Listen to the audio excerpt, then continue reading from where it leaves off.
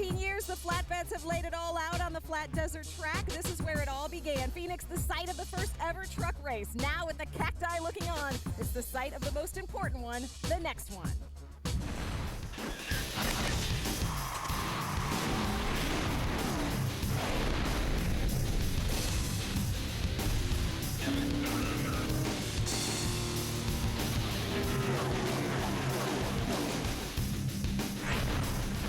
The last time we were here, he was the winner. He has won 5 in a row, but at Phoenix, he won the first. He is hoping to win the next, and they're all chasing him.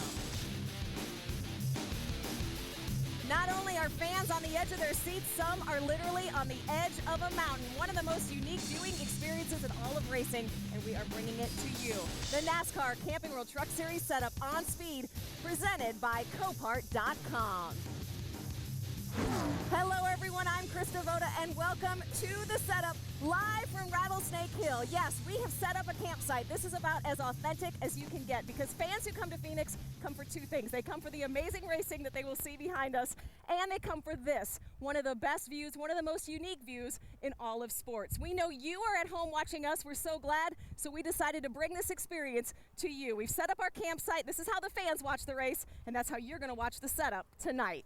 Last week in Texas, the Sprint Cup Series had a championship that seemed to be all but sealed up. It was blown wide open. Now the trucks, they warmed up the track. Matt Crafton trying to saddle up to Hornaday, or would someone else cowboy up? Here's a look back at last week in Texas.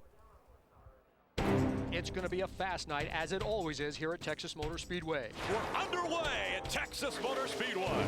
It is Matt Crafton and Todd Bodine showing the field into turn 1. Matt Crafton out in front of the field. Todd Bodine running second. Third is Ron Hornaday. Matt Crafton is on fire. He has pulled away now. Hi, boys. Get her on. We got a rocket. Problems on the backstretch. The 73 into the wall. It has been Stansel who comes off turn number 2 and has impacted the inside retaining wall. Kyle Busch takes over the point at Texas. Ron Hornaday putting the bumper there on Mario Gosselin. Gosselin goes sideways off the corner. Still trying to save it up through the quad, although Gosselin is sideways now and sliding through the grass infield as we are under caution here at Texas Motor Speedway. Kyle Busch looks to be the fastest truck at Texas Motor Speedway for the moment. I'm really going to need some help here. My right front's going away pretty bad. You see the cording here. He is one of those drivers that got fuel only on the first round of pit stops, but they certainly are concerned about this. Richie Waters definitely talking to Kyle about their options. Hornaday quickly down to the inside. He slides up. Almost contact. Hornaday out of shape. He'll save it, but put Kyle Busch up to the top spot. Whenever Hornaday was completely sideways, he was on the radio to his spotter, and he said, please go over and relay the message to Kyle Busch that Talladega was last week. When poked and prodded, Kyle Busch and Ron Hornaday can be 2 of the biggest hotheads in the business.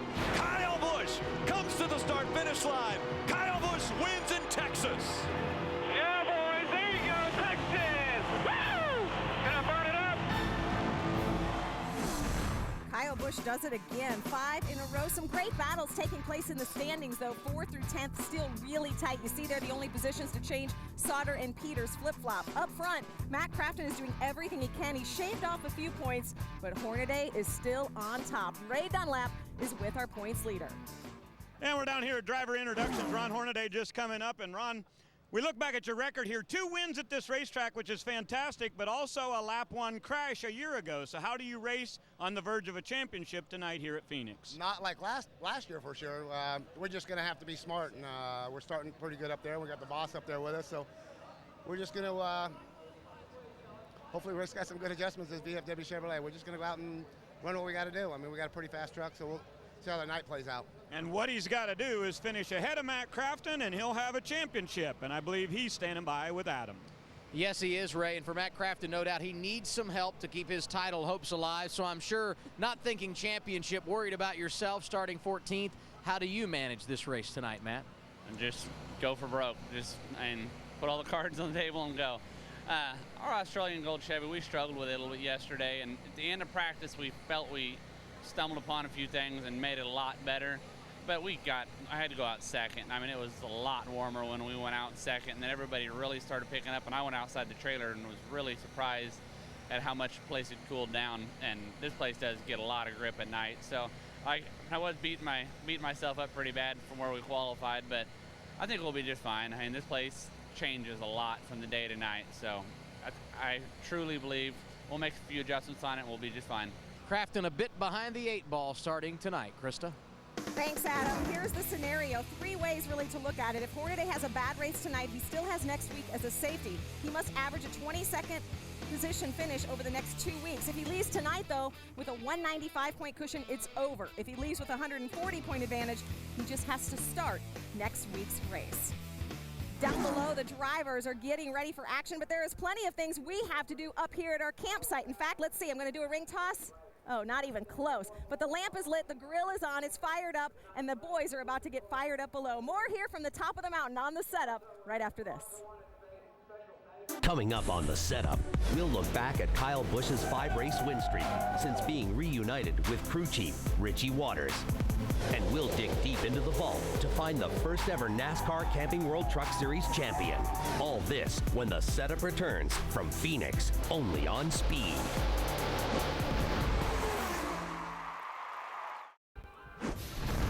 The setup is presented by Copart.com, an online auto auction where you control the price you want to pay. Go to Copart.com today. And brought to you in part by Camping World RV Rentals.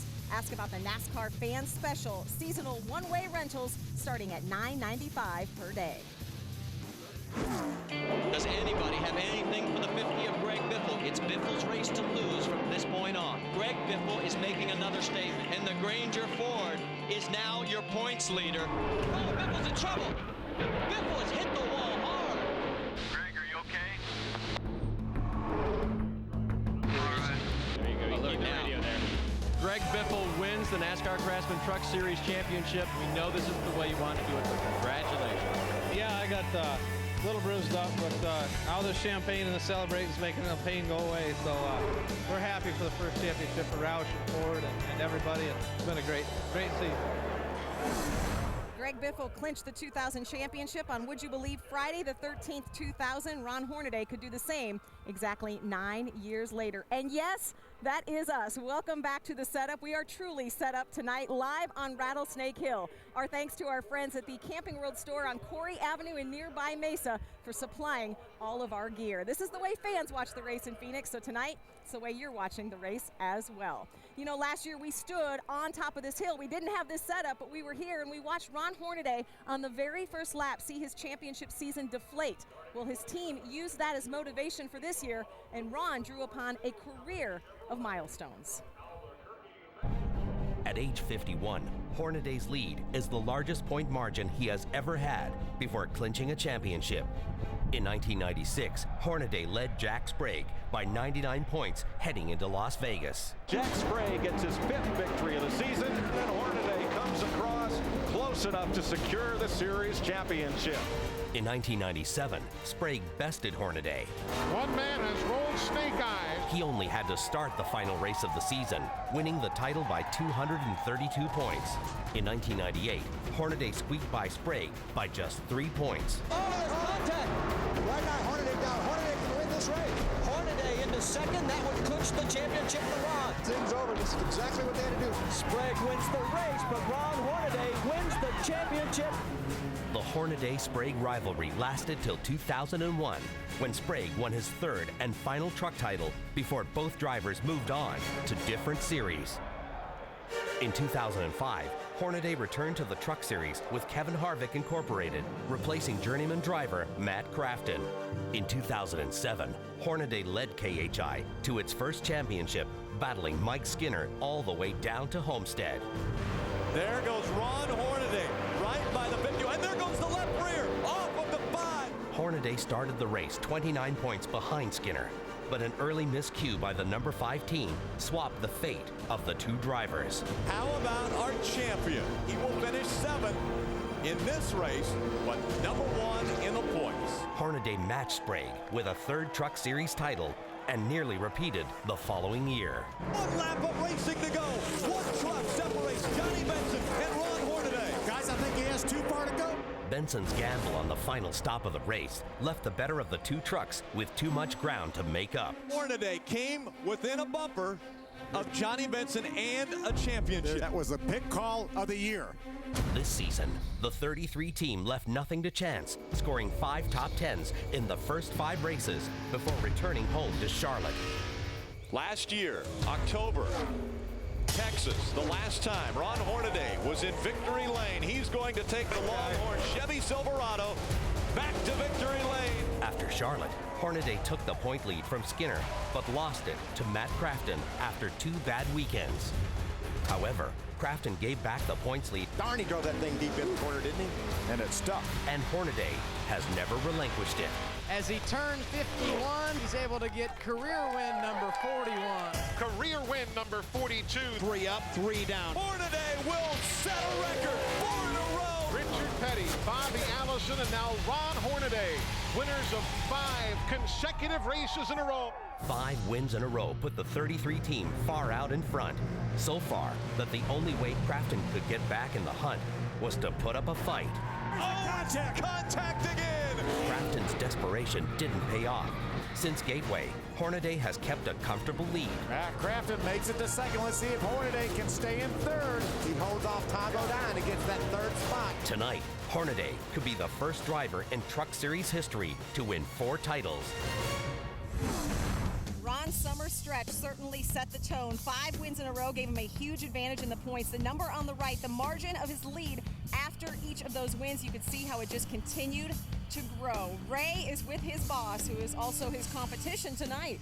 And Hornaday not only going for a championship, but KHI also hoping to win the Owners' Championship. But Kevin, throughout this season, you've done a little bit of helping for the 33, but this is a great track for you. So tonight, are you racing or are you Hornaday's helper? No, we're racing. He can help. He helps himself, so that's what makes that team what it is. So it's had a good Longhorn Chevy through the weekend so far, and I think hopefully it'll be good tonight, and we can get up there and race for the win. If you pull everybody in the garage, they say this guy is the one to beat tonight here at Phoenix. Yeah, absolutely. I would say they are both going to be very tough competition. You know, for once, I have a better elevation, perhaps a better view than our boys in the booth. Rick Allen, Phil Parsons, and Michael Waltrip are standing by ready to call this race. So, guys, I mean, last week we saw Jimmy Johnson basically lose a huge points lead. Could we see that happen tonight? Well, that's a great question, Krista. I mean, 197 points is the separation right now between Ron Hornaday and Matt Crafton. And we have seen issues happen before, like last year, Phil. Well, Krista mentioned it about last year. Ron Hornaday came in battling Kyle Busch on the first lap for the lead. Watch this as they go into turn number 3. He slides up the racetrack. They make contact, and around he goes. And Ron gets some pretty significant damage from hitting the outside wall and being hit by some other trucks. They spent a lot of time in the garage area. The only thing that saved them was just a few laps later, Johnny Benson, his title contender rival, gets into an accident, and they actually only finished 1 position apart. So you never know about this championship. We've seen it happen before. We saw it in 2003 at Homestead when we had 4 or 5 guys in contention going in. Brendan Gaughan with the lead, got wrecked coming off turn 4 and lost the championship. And as last week happened, Michael, anything can happen in our sport. Well, you said 2003 what happened, and last year we saw what happened. This is last week. Jimmy Johnson is in command of the Sprint Cup Series Championship, and look, on lap 3, gets turned around. Watch this car get run into by Sam Hornish and then shoots it right down into the inside wall. Major damage, long time to get that thing fixed. His lead went in half. And that's how quickly it can happen, especially at a little place like Phoenix. You know, they're running very fast, probably close to 150 miles an hour down in the corner, and the corners are tight, and grip is at a premium. So I can't wait. I like to see if Ron's going to be able to put last year behind him, have a good race tonight, or if Matt can put some pressure on him when we go down to the last race at Homestead. As the drivers always say, let the points fall where they may. We've got a race that's about to take place tonight. Let's go back up to Krista. All right, thanks. Yeah, it's going to be a good one indeed. And I know you guys are jealous that I'm up here at my campsite. You know, on Sunday, this racetrack will sell about 5,000 seats here on the hillside. It will be packed. I wonder if any of those fans were here the first time the Truck Series was at this track. It was 1995. The Truck Series raced twice that year, but only 1 driver went to victory lane. He also won the championship. Let's open up the vault.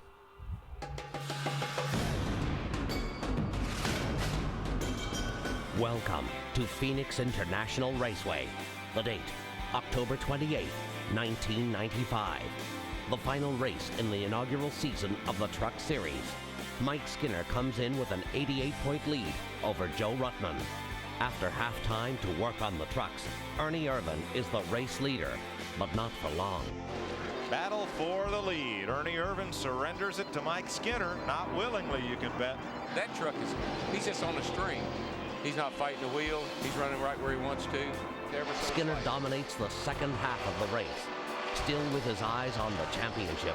They have told Mike that if somebody starts pressuring for the lead, not to fight them too hard. Again, the big picture is what they're looking at. And look, here comes Ernie Irvan.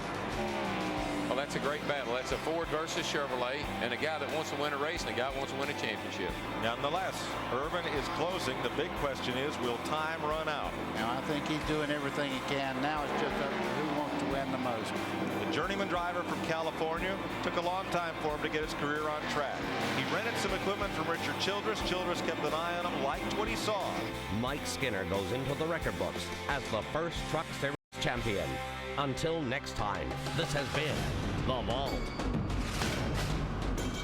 And Mike Skinner, a huge part of the history here in the Camping World Truck Series, including when it all began here at Phoenix many years ago. A lot of positive things have happened since then, but your thoughts on tonight? Starting at the tail of the field, it's going to be a challenge to get through, I would guess, Mike. It is, but we got a great Tundra, and you know, I was late to the drivers' meeting, which is ultimately the driver's responsibility. And I apologize to our sponsor, Exide, and our manufacturer, Toyota, for that, and our team, all our guys that work really, really hard on this truck. But it's got a good front bumper on it, and we got a lot of time, and we got a good truck. So I think we can get up there. I think we need a couple top 10 finishes to secure a third place in the points this year. And for the year that we've had and the cards that were dealt back there in January, we'll take it. Mike in a truck tonight, Krista, that's already gone to victory lane twice this season. All right, thanks, Adam. Where we're standing, by the way, is officially called Monument Hill, but it's commonly referred to as Rattlesnake Hill because back in the day, this hillside was covered with guys like that, scorpions, lizards, and rattlesnakes. The guys behind us are about to shake, rattle, and roll. More of the setup brought to you by Copart.com, the online auto auction where winning is awesome. Go to Copart.com today. Stick around, more of the setup when we return.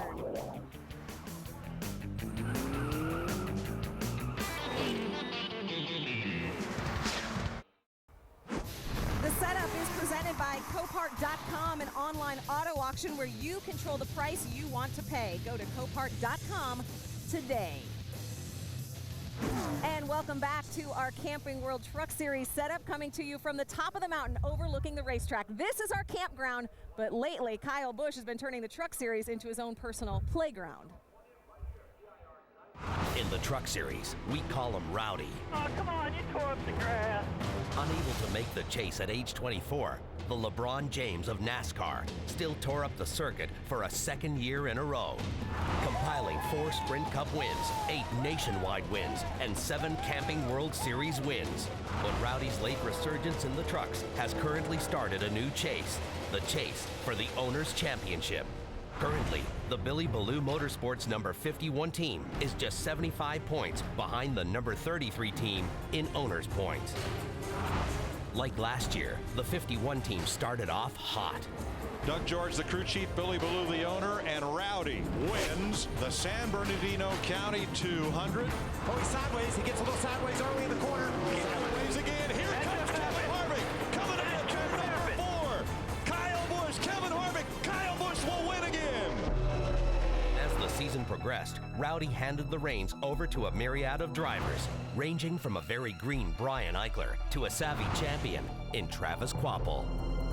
But when Busch stepped back into the 51 at Bristol, he reunited with his winningest crew chief ever, Richie Waters. And since then, it's been easy. It's a textbook performance for that team tonight. He was fast, they hit their pit strategy perfect, and now he drops off turn 4 and takes the checkered flag at Bristol. The inaugural race at Chicagoland Speedway. The victor, Kyle Busch. Kyle Busch is going to make it 3 in a row in the Camping World Truck Series. Here comes Kyle Busch. He goes to the outside as they come to the stripe. Kyle Busch will win at Talladega. Kyle Busch comes to the start-finish line. Yeah, boys, there you go, Texas. 5 in a row. That's pretty sweet. Undefeated back with Richie. That's what's even more fun. Together, Waters and Busch have won 14 out of 52 races for their career, which gives an outstanding 27% chance at winning every time they hook up. With just 2 races to go, don't be shocked to see 2 burnouts in Homestead, one from Hornaday and one from Busch. Well, there's no question about it. The numbers have been very impressive for Kyle Busch. 5 in a row. That's amazing. Can you make it 6 tonight, Kyle? It's going to be tough. We'll have to see what plays out here. But the Miccosukee Tundra wasn't bad in practice. We worked on it an awful lot trying to get it better. We just doesn't seem like we can't get the turn in the center of the corner that we're looking for, somewhat like Harvick has, and Hornaday has a little bit of it too, but Harvick's super fast. So we'll see how it goes. Johnny qualified well, so we know those guys will be tough too. And if it plays out right, maybe we'll have some pit strategy at the end where we can steal it away. All right, Krista, I have a feeling that he and Richie are going to go to work, and I think you'll see that 51 up front. Yeah, I think so too, Ray. They're going to be tough. It's getting cold up here on top of the mountain. Luckily, I have my fire up here. We're all set up here with our campsite. The race is just about to start. Of course, the setup brought to you tonight by Copart.com, an online auto auction where winning is awesome. Go to Copart.com today. We will wrap it up from the mountaintop right after this. One race left. Can Ron Hornaday become the first person to win 4 Truck Series championships? Find out at the final race of the season next week in Homestead. Catch the setup at 7:30 and then watch as history is made live on Speed. Be there. That's next week. Right now, of course, the focus all on Phoenix. The trucks are going to get them warmed up, but plenty of racing still to come. Nationwide Series, NASCAR Race Day on Speed, and the Sprint Cup race on Sunday. Here up on the mountaintop, we love Camping World. They've been a great series sponsor. Thanks for setting us up. Be sure to go to your local campingworld.com store to get all your outfit. The grub's been cooked. It's time to go racing. I'm getting in my tent. It's time to go. Enjoy the show.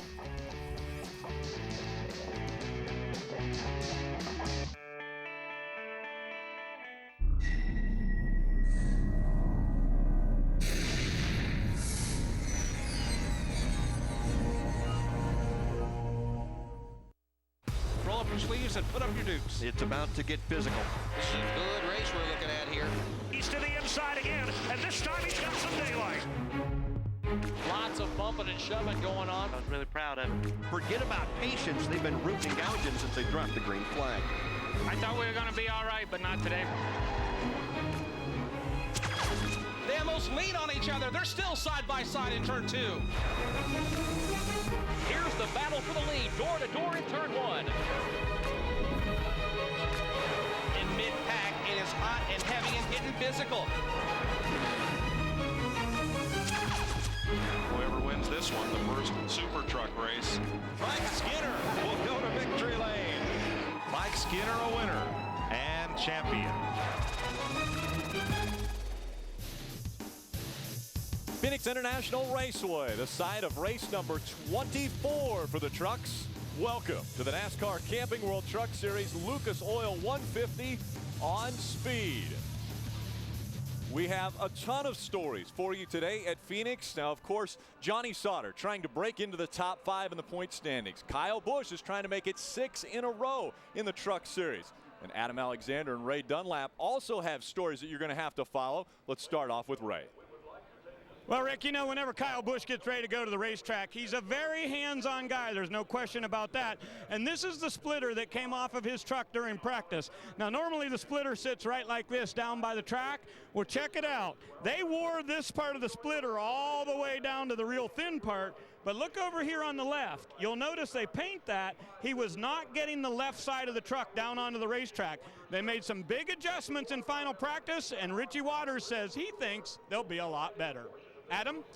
Ray, 16 of 18 races here at Phoenix International Raceway have been won by drivers who started inside the top 10. But qualifying earlier today saw a number of guys who were disappointed with their effort. Crafton, Crawford, Brown, Skinner, and even the 2004 winner here, David Starr, all qualified 11th or worse, and each has work cut out for them if they're going to find their way to victory lane here tonight. It'll be fun to watch them come through the field. Rick? Definitely, Adam. Thank you, Ray.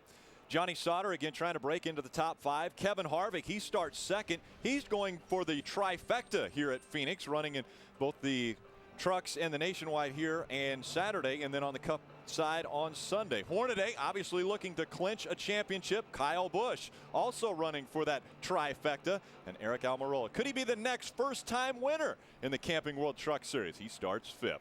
Let's go down trackside for our pre-race ceremonies. Ladies and gentlemen, once again, would you please rise and remove your hats as veteran of foreign wars Post 6310 present our nation's colors.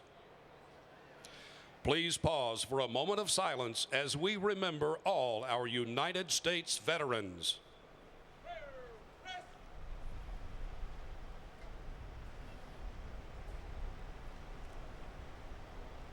Please remain standing as Phoenix International Raceway Chaplain Ken Bowers offers tonight's invocation.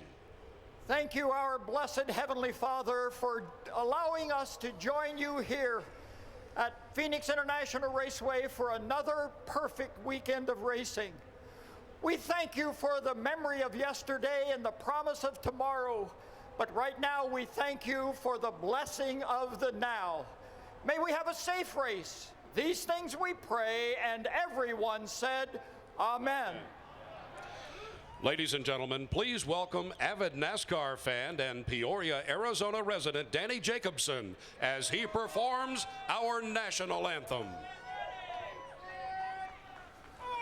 Oh, say, can you see by the dawn's early light what so proudly we hailed at the twilight's last gleaming, whose broad stripes and bright stars through the perilous fight o'er the ramparts we watched were so gallantly streaming, and the rocket's red glare, the bombs bursting in air, gave proof through the night that our flag was still there. Oh, say, does that star-spangled banner yet wave o'er the land of the free and the home of the brave?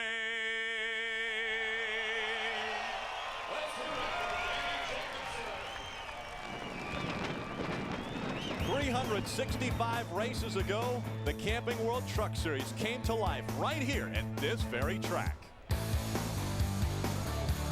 The NASCAR Camping World Truck Series is presented on speed by Lucas Oil, made in America, sold to the world, and brought to you in part by Camping World RV Rentals.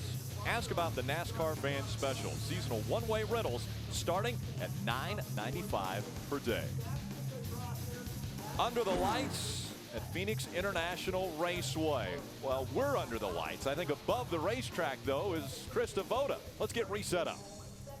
Yeah, if you missed the setup, boy, where have you been? Nothing better than camping with a million of your friends. That's what we did tonight on the setup up here on top of Rattlesnake Hill. Of course, down on the track tonight, the big stories will be Johnny Sauter on the pole. He has been so strong lately. He is definitely a threat tonight. And when you talk numbers, the guys everyone's watching, Kyle Busch, can he do it again? Can he win another race? And Ron Hornaday, he could potentially clinch tonight the championship. Matt Crafton not going down without a fight. Kevin Harvick, Hornaday's boss, on the track as well. Rick, Phil, Michael, who will carry the torch tonight? Well, I think you've done a great job up there on Rattlesnake Hill. Now, Only 2 races remaining. Mikey, what can we expect tonight? I think Kevin Harvick has this whole field back on their heels, Phil. You know, he was so fast in practice that folks were going, we got to work on these trucks. We got to do something to keep up with Kevin Harvick. And, you know, they changed their setup, some of them, after practice. That's risky. Sometimes it can be rewarding, but other times it'll bite you. So Kevin has changed the way this whole race looks so far. Well, Michael, he's already working on 2010.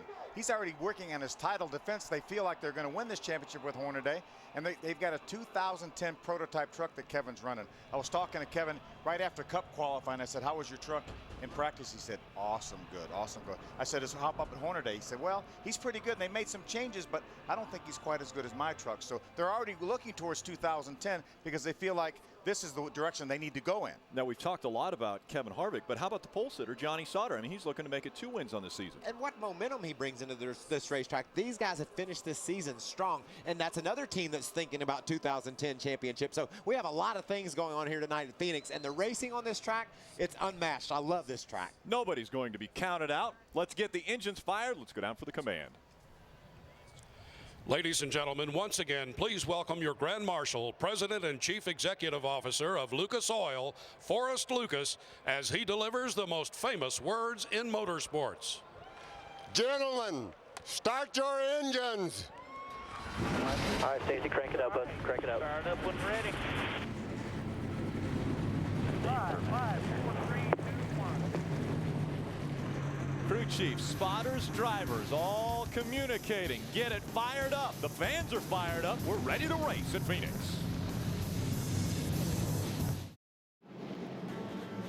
Welcome back to the Lucas Oil 150 in Avondale, Arizona. Phoenix International Raceway. Conditions now a little closer to what we practiced last night. Temperature just 65 degrees. Winds 12 miles per hour. Partly cloudy, although you can't tell as the lights are bright here at the racetrack.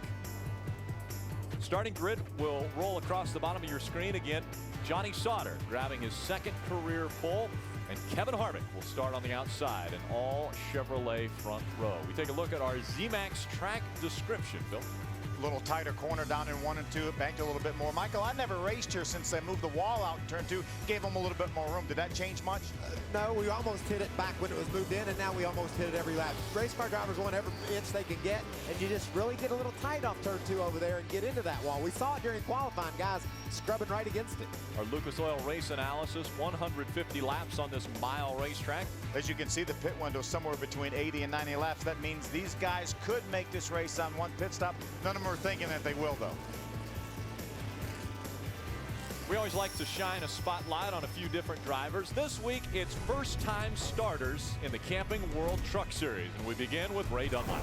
Well, thank you, Rick. Robbie Brand is a West Coast racer. His full-time business is working on trucks and trailers, but his passion is racing. He started out in the Mickey Thompson Off-Road Series. He's been working his way up through race cars. He's been in late models. He's been in the West Series, and now his first start in Camping World Trucks. He's looking for a top 25 finish tonight in his first ever run.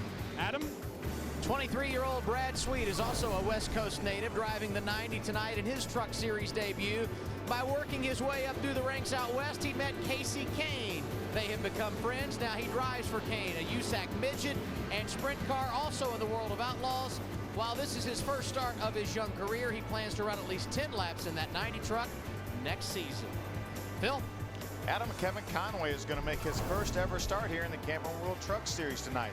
He also was going to try to make his first Sprint Cup Series start and missed by only 5/100ths of a second. He will be racing that Extend Chevrolet tonight. He will be racing an Extend Chevrolet tomorrow in the Nationwide race. Kevin has the best career finish in the Nationwide Series, a 15th in Kentucky this year, and he will start back in the 20th position. Let's check out Tim George Jr., guys. Tim's 28 years old. He's from New York City. He's got some solid racing credentials as it comes to the Truck Series. Raced in the Rolex 24 Hours of Daytona last year, finished in the 3rd spot. He's turned his focus to NASCAR this year, racing several ARCA races, in fact finishing 11th in the points. What does Tim like to do besides race cars? He likes squash, chess, writing, gourmet cooking, and get this, Shakespeare. Where art thou? Do you start, Tim George Jr.? 26. We ride along with a few different drivers, giving us a good perspective. One of those being Kevin Harvick. He's going to start up front. He'll be on the outside of row number 1. We have a Toyota on board with Mike Skinner. He'll start in the 12th position. Mike Skinner, a name that has been oh so good at this racetrack.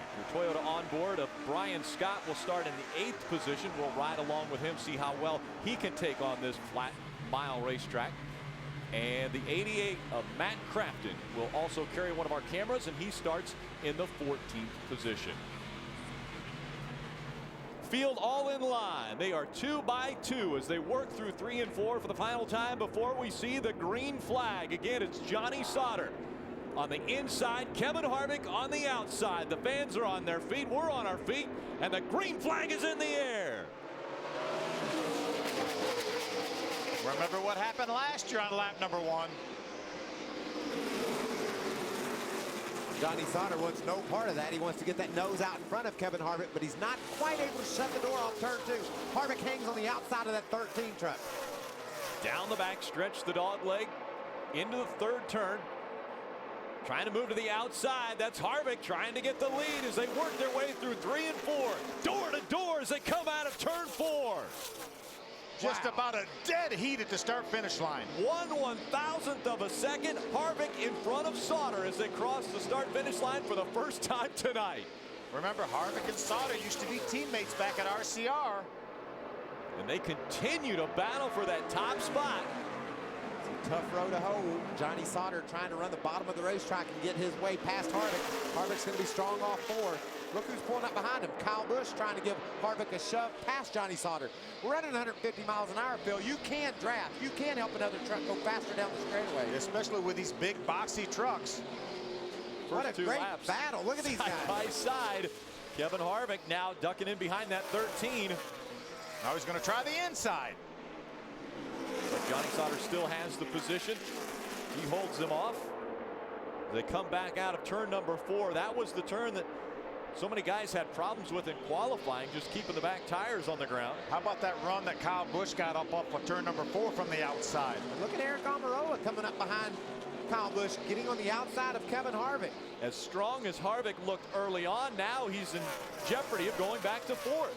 And that's got to feel great for Billy Ballou. He's had a lot of success with that 51 truck, but at Talladega, he got a 1-2 finish with the Almirola coming home behind Kyle Busch. And now, early in this race, his trucks are running 2nd and 3rd. And remember, they're battling for an owner's championship. They came in here with Kevin Harvick's 33 truck being 75 points ahead of the 51 truck. And that's important, Bill. If Billy Ballou wants his owner's championship, that's as important to that team as a driver's championship is to them. So they've got a lot to race for. Doesn't look like it's going to be over here tonight either. As well as the manufacturer, Toyota versus Chevrolet. And the battle continuing. You see the 25, that's Mike Bliss in the 25 to the inside of that 33 of Ron Hornaday. Now, is it fair to say that whatever Mike Bliss gets in just goes a little faster than it was the week before? He's just that good. And anytime you bring in a guy fresh like Mike Bliss, you're going to have the team is rejuvenated, and they're going to give a little bit of extra effort. And Mike Bliss is making it happen tonight in that 25. Mike Bliss currently running in the 6th position. Again, up in the top 3. Kevin Harvick. Ray, how are they doing?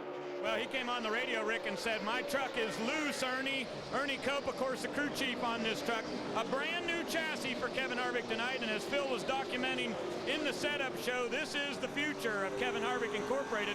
But when we talk about Harvick at this racetrack, his numbers are spectacular. Look at his last 4 starts in the Camping World Truck Series here. How about 3 wins and all those laps led? When you look at his numbers in the 3 divisions, this is absolutely contact. And he's Kevin spinning Harvick up at turn 4. He got into the inside of the 15, and Harvick spins around to bring out our first caution. I think Kevin was having a problem. We were following him along from his racetrack, trying to get fired up here, get turned around. Something happened to that truck coming off turn 2. He went to the bottom. It looked like he felt like it got better. Whatever the problem was, it was better. 51's oil.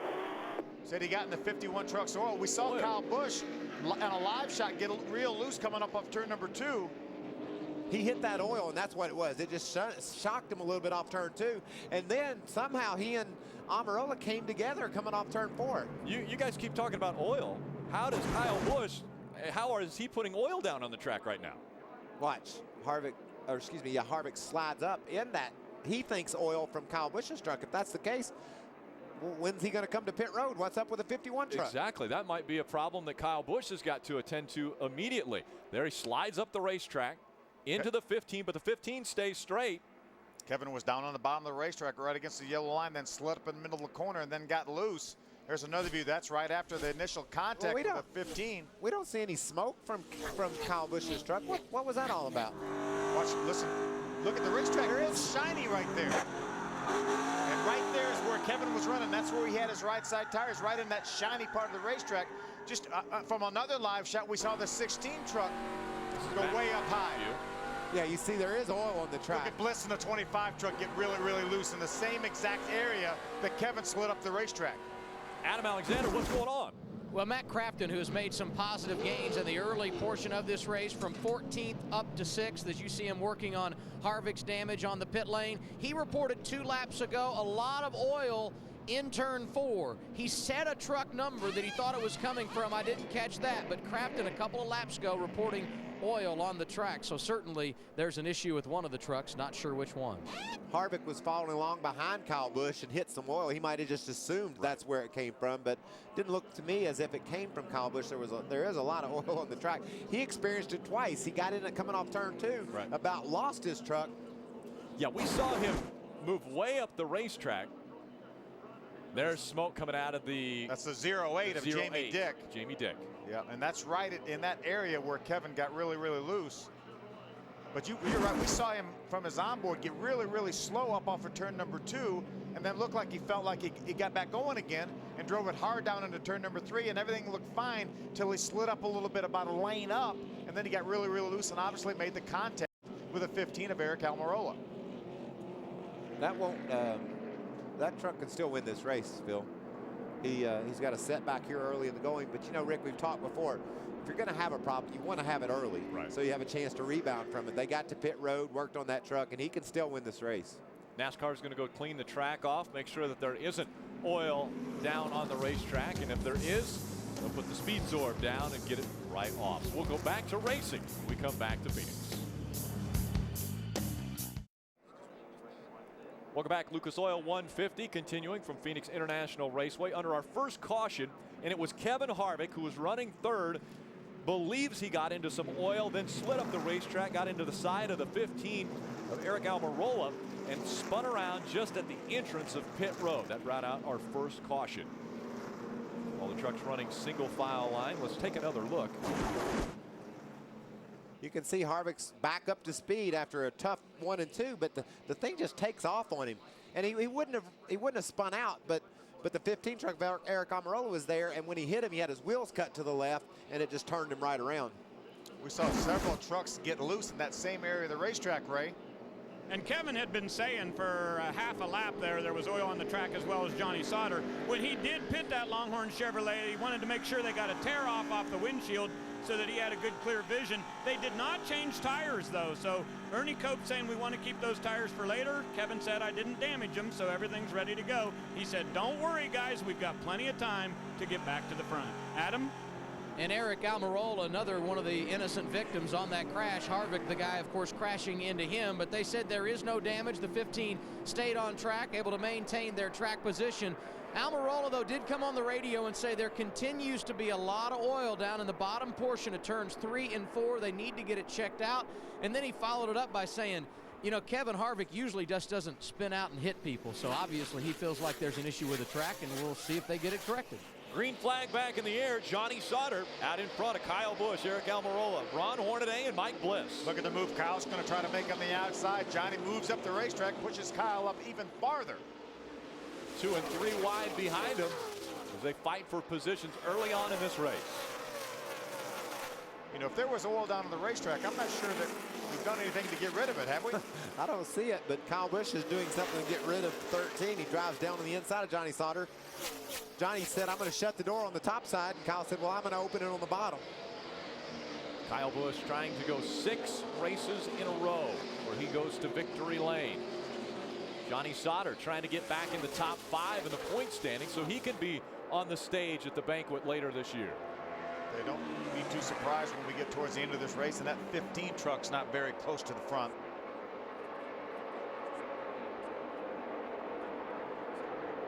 Johnny Sauter looks like gets a little bit loose off turn 4 there. Maybe struggling a little bit with some forward bite issues. NASCAR just warned the 51 team and driver Kyle Busch You need to stay off the bumpers out there. He gave Johnny Sauter a little push down into turn 3 and 4 here. Check it out. Well, he got in there so much harder than Johnny, and that eased Johnny up the hill there. Johnny fought back for a little bit. Look at Kyle get loose and fight that steering wheel. Eric Almirola is trying to use the high side to get around Johnny Sauter. I've run up top here a lot over the years. There's a lot of grip up top, and Eric's experimenting with that, but he can't be experimenting long because that cat behind him will come take that spot away from him. Looks like that's what he's going to do on the low side off too. Yeah. And right behind this side-by-side battle is that 88 truck. Started way back in the 14th position, already up to the top 5 as Hornaday takes 3rd. Remember when I told you Kevin Harvick forced some guys' hands to work on their trucks because he thought he had them put away? We know Matt Crafton and that team in that 88 truck really worked hard on theirs after practice. That's a case of it paying off. They made some changes, which was a gamble, but it looks like in the early going at least, that thing's fast. So Ron Hornaday has taken over the 3rd spot from Eric Almirola. Almirola drops down a position. Crafton running 5th. Bliss, Brian Scott, Stacy Compton, Todd Bodine, Colin Brown are your top 10. Matt Crafton trying to look underneath the 15 truck of Eric Almirola. Can't quite get there, and Bliss hanging right tight with these guys. Kevin Harvick right now being shown in the 23rd position. Man, as a race car driver, when your team tells you they changed this, and that, good luck tonight. And you start the race and it works like Matt Crafton's trucks is, you're so thankful. You know, you just want to say, thank you guys. You've got me something here I can go at them with. And Crafton is underneath Almirola trying to take the 4th spot away. Matt Crafton to the inside, trying to do everything he can to keep his championship hopes alive, but he'd also like to get back to victory lane. Adam Alexander. He told us in the setup earlier tonight, Rick, he's going to let it all hang out. They realize they need a ton of help if they're going to win this championship. But I think more importantly for them, they are focused on finishing this season strong and completing what has been an amazing year. He was very confident before the race. I think it's paying off on track. He continues to challenge Almirola for that position inside the top 4. There's Brian Scott, a good battle. That's his Toyota on board. Trying to get underneath that 25 truck of Mike Bliss. All clear behind him if you want it. All clear behind the 25. You know, a guy that started last, we talked about Mike Skinner. He's already up to the 16th spot, Rick. What a strong charge. He talked about how good that Toyota Tundra was in pre-race and that he thought he could still win the race from back there. And darn, it'd be hard to argue with him. What a strong move early in the going. You can see he's 16th, but he can see all the way up to the top 10. He's just riding outside of the top 10. Skinner qualified 12th, but because he missed the driver's meeting or was late to the driver's meeting, he had to go to the back. Adam?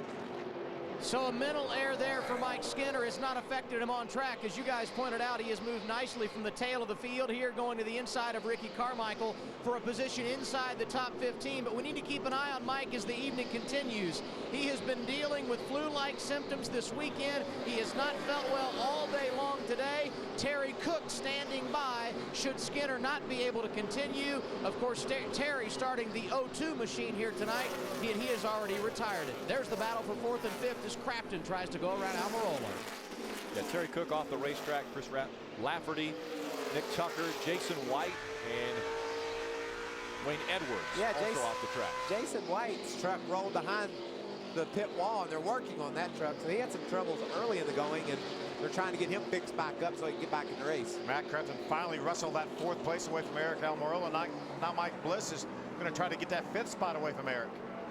And we've seen guys struggle to get by, but once they get by, then they're able to spread out. Like Kyle Busch, he's got a half a second on Johnny Sauter. Johnny Sauter has over a second and a half on Ron Hornaday. And now Matt Crafton moving up into that 4th spot, and he'll try to set his sights on the 33 of Ron Hornaday. But it's out front with Kyle Busch. He is running very strong, right? I'll tell you, Rick, all of these crew chiefs keep track of a number of different trucks while we're having practice. And of course, Richie Waters was watching the 4 yesterday. Well, Kevin Harvick was running 28 flats during practice.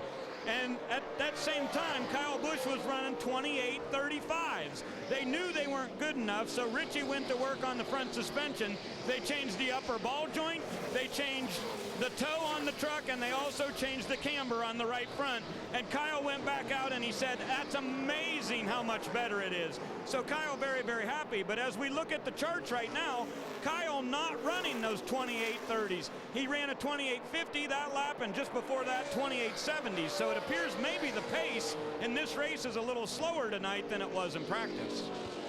Kyle Busch is the one setting the pace right now in his Raceway Pharmaceuticals Miccosukee Toyota Tundra, out front of Johnny Sauter, who started on the pole.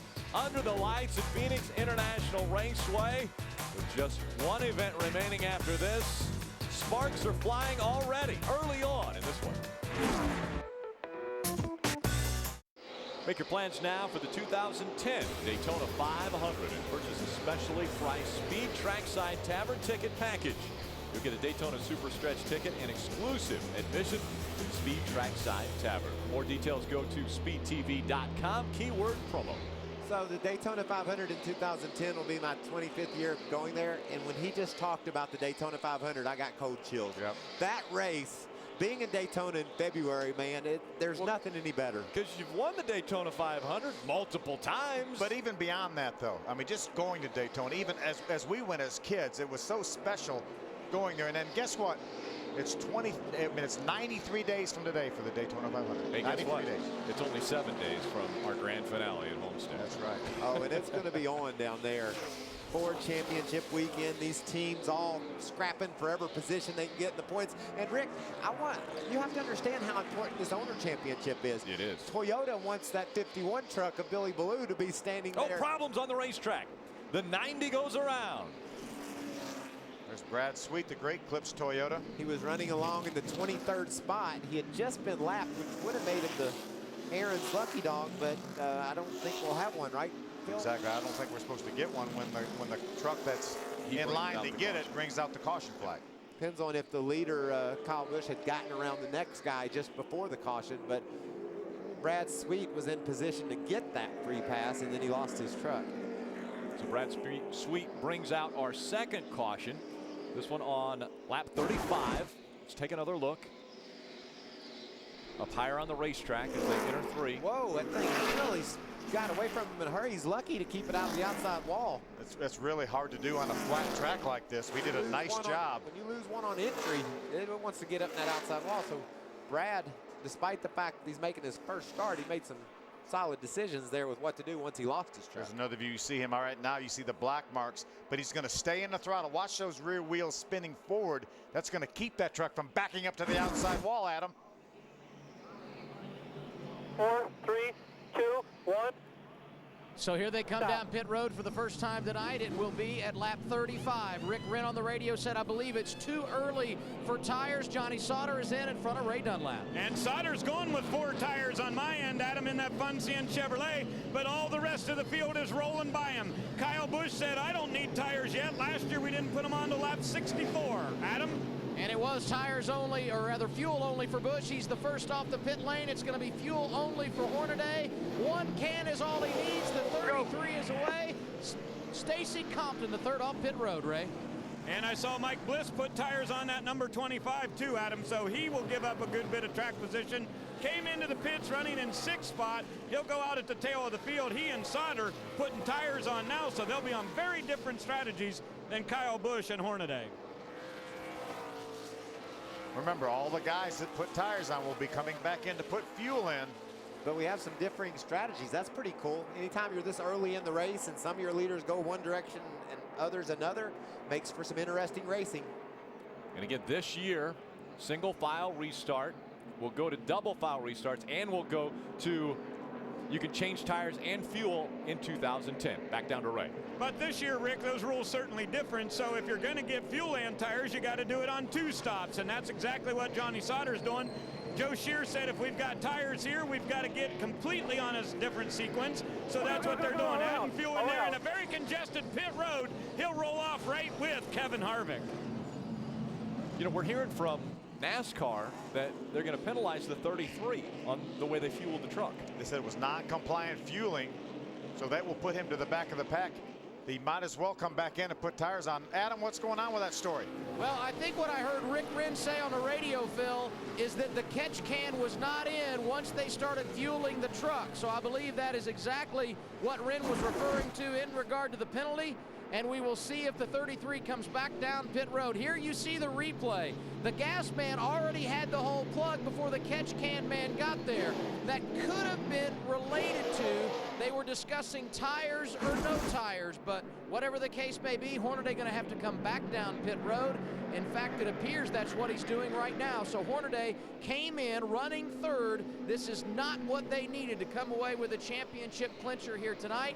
They lose track position on the penalty, so they're going to come back in, put on 4 tires, and here we go again. Another marquee player going to try to make their way through the field. Skinner started at the back after being late to the driver's meeting. Harvick involved in that early spin, and now a miscue on pit road means Ron Hornaday going to have a bunch of trucks to pass. I guess the good news is he's going to have fresh tires to do it. The 4 tires are on. He's already gotten his fuel, and the point leader pulls away.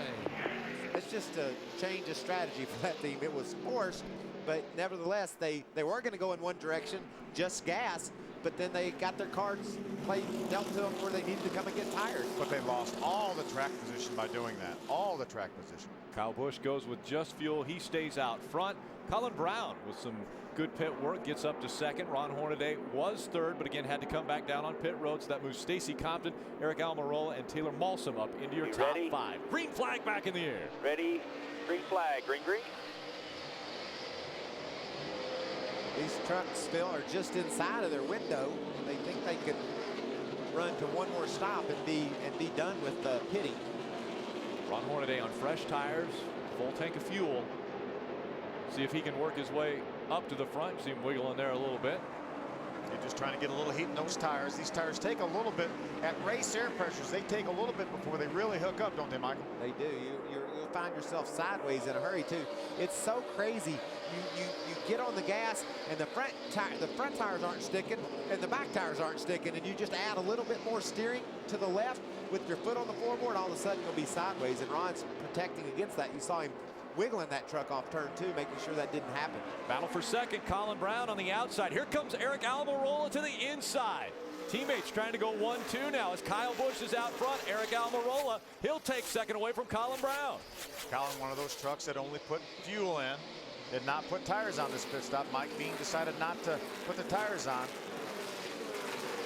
Gets out in front as they go down the back stretch. Eric Almirola moves up to second. Colin Brown in third. That's Stacey what Compton, Matt Craft in your top 5. That's what Billy Blue was looking for right there. Get Eric up to second. His truck's running 1-2. That's how they left Talladega a couple weeks ago, 1-2. Adam Alexander, what are they talking about in that 88 pit? Matt Crafton's been fairly quiet on the radio. Did lose a little bit of track position with some of those guys that elected to go fuel only. They came down pit road twice, once for tires, once for fuel, and he settles in the top 5. Keep an eye on that 88. His trucks seem to get better and better as that first run of the night continued. You know, we talk about the fact that we have something more than a driver championship as far as points goes at stake. We have an owner's championship. Kevin Harvick, Delana Harvick came in here with a 75-point lead by virtue of Ron Hornaday's problems on pit road and the penalty. Right now, the 51 truck of Billy Ballou as owner is being shown 20 points ahead of that 33 truck as the owner points as they run now. And think about this, Phil. You've got 3 pieces to the puzzle. You got the driver, the owner, and the manufacturer. Right now, there's just a driver's championship that looks like might be settled already. The other 2, the guy that owns that truck and the manufacturer, Toyota, they're racing flat out. I mean, this is a huge deal for these 2 teams to try to settle. There you go. Stop. How about Eric Almirola going by his teammate? The battle for the lead goes on. Almirola takes the spot away from the 51 of Kyle Busch. Hugging that yellow line on the bottom of the racetrack. That's an illustration of tires now. The 15 of Eric Almirola put tires on in that pit stop. Obviously, we know that Kyle Busch did not put tires on. Kyle Busch just doing fuel this most recent pit stop. Colin Brown running in the 3rd spot. And Stacy Compton, Matt Crafton, Taylor Malsom's back there in 6th. Johnny Sauter in 7th. Kevin Harvick's worked his way back up to the 8th spot. Brian Scott running 9th. Mike Skinner in 10th. Life couldn't get much better for Eric Almirola right now. Setting out front on fresh tires, and second place doesn't have them. He said, if we could just run this way for a little while, I'd be pretty happy. And just recently engaged. But he didn't tell Ray about it in advance, which upset Ray a little bit. Thought Ray was going to break that story last week, but he missed it by a day. Kevin Harvick able to get by the 13 of Sauter. Here's a battle for 10th. You see Mike Bliss in that 25, riding along with Skinner. Skinner's made a great recovery from having to start at the very back of the field because of missing the drivers' meeting. Did you see the way Bliss respected that corner? You know, he was passing Skinner, but when they got down to turn 3, he didn't have him pass. So he let out the gas a little bit early, making sure he didn't get in there and lose that truck and take them both out. So it's a real tough job to get down underneath another truck and complete the pass, and you can see why. Bliss is having to really be careful about how he races against Skinner. Great battle on the right side of your screen. How about 4th, 5th, 6th, and 7th on the left side of your screen? Harvick already making his way past Thor Sport Racing team in one corner. He really wants to win that Owners Championship as well. He certainly does, and it's going to be quite a battle. Those Philly blue trucks are fast. Those Toyotas are running well, so Harvick wants to make sure he can give any information he can to his crew that might transfer over to Hornaday's crew to make his truck better yet too. Wasn't last week at Texas, didn't we have maybe 2 former winners in the race last week at Texas? Yeah. We have 7 former winners here at Phoenix in this race tonight. Ray Dunlap. Well, guys, it was 4 tires and fuel for Kevin Harvick in that round of pit stops, and also an air pressure adjustment on the right front. He said it really helped him through the center of the corner, and that's obvious by the way he's racing on the track right now. No doubt about that. And again, Kevin Harvick saying that the truck is a little bit different in turns 3 and 4, coming off the corner better in 4 than it is in 2. And Kevin involved in our first incident on the racetrack on lap number 8.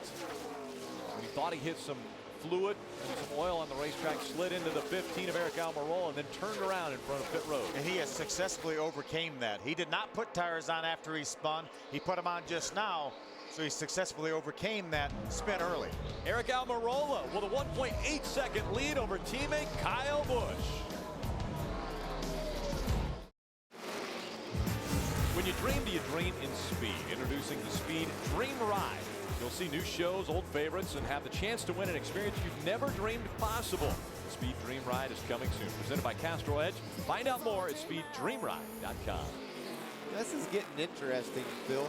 These guys elected not, the majority of the field elected not to get tires at lap 30-some when the caution flew. Now, the majority of the field did. What are they going to do if it flies again? Well, I think right now the guys that put tires on want to see a long green flag run because they want to be able to save that last set of tires. They only have one more set of tires in their pits, and they need to save those tires till later in the race, because we see Kevin Harvick now obviously on fresh tires, consistently being the faster truck on the racetrack. Kyle Busch right now is no way can he match the speed that Kevin Harvick has. And you know, I think it's interesting. They're going to want to get past lap 100 before they put those final tires on.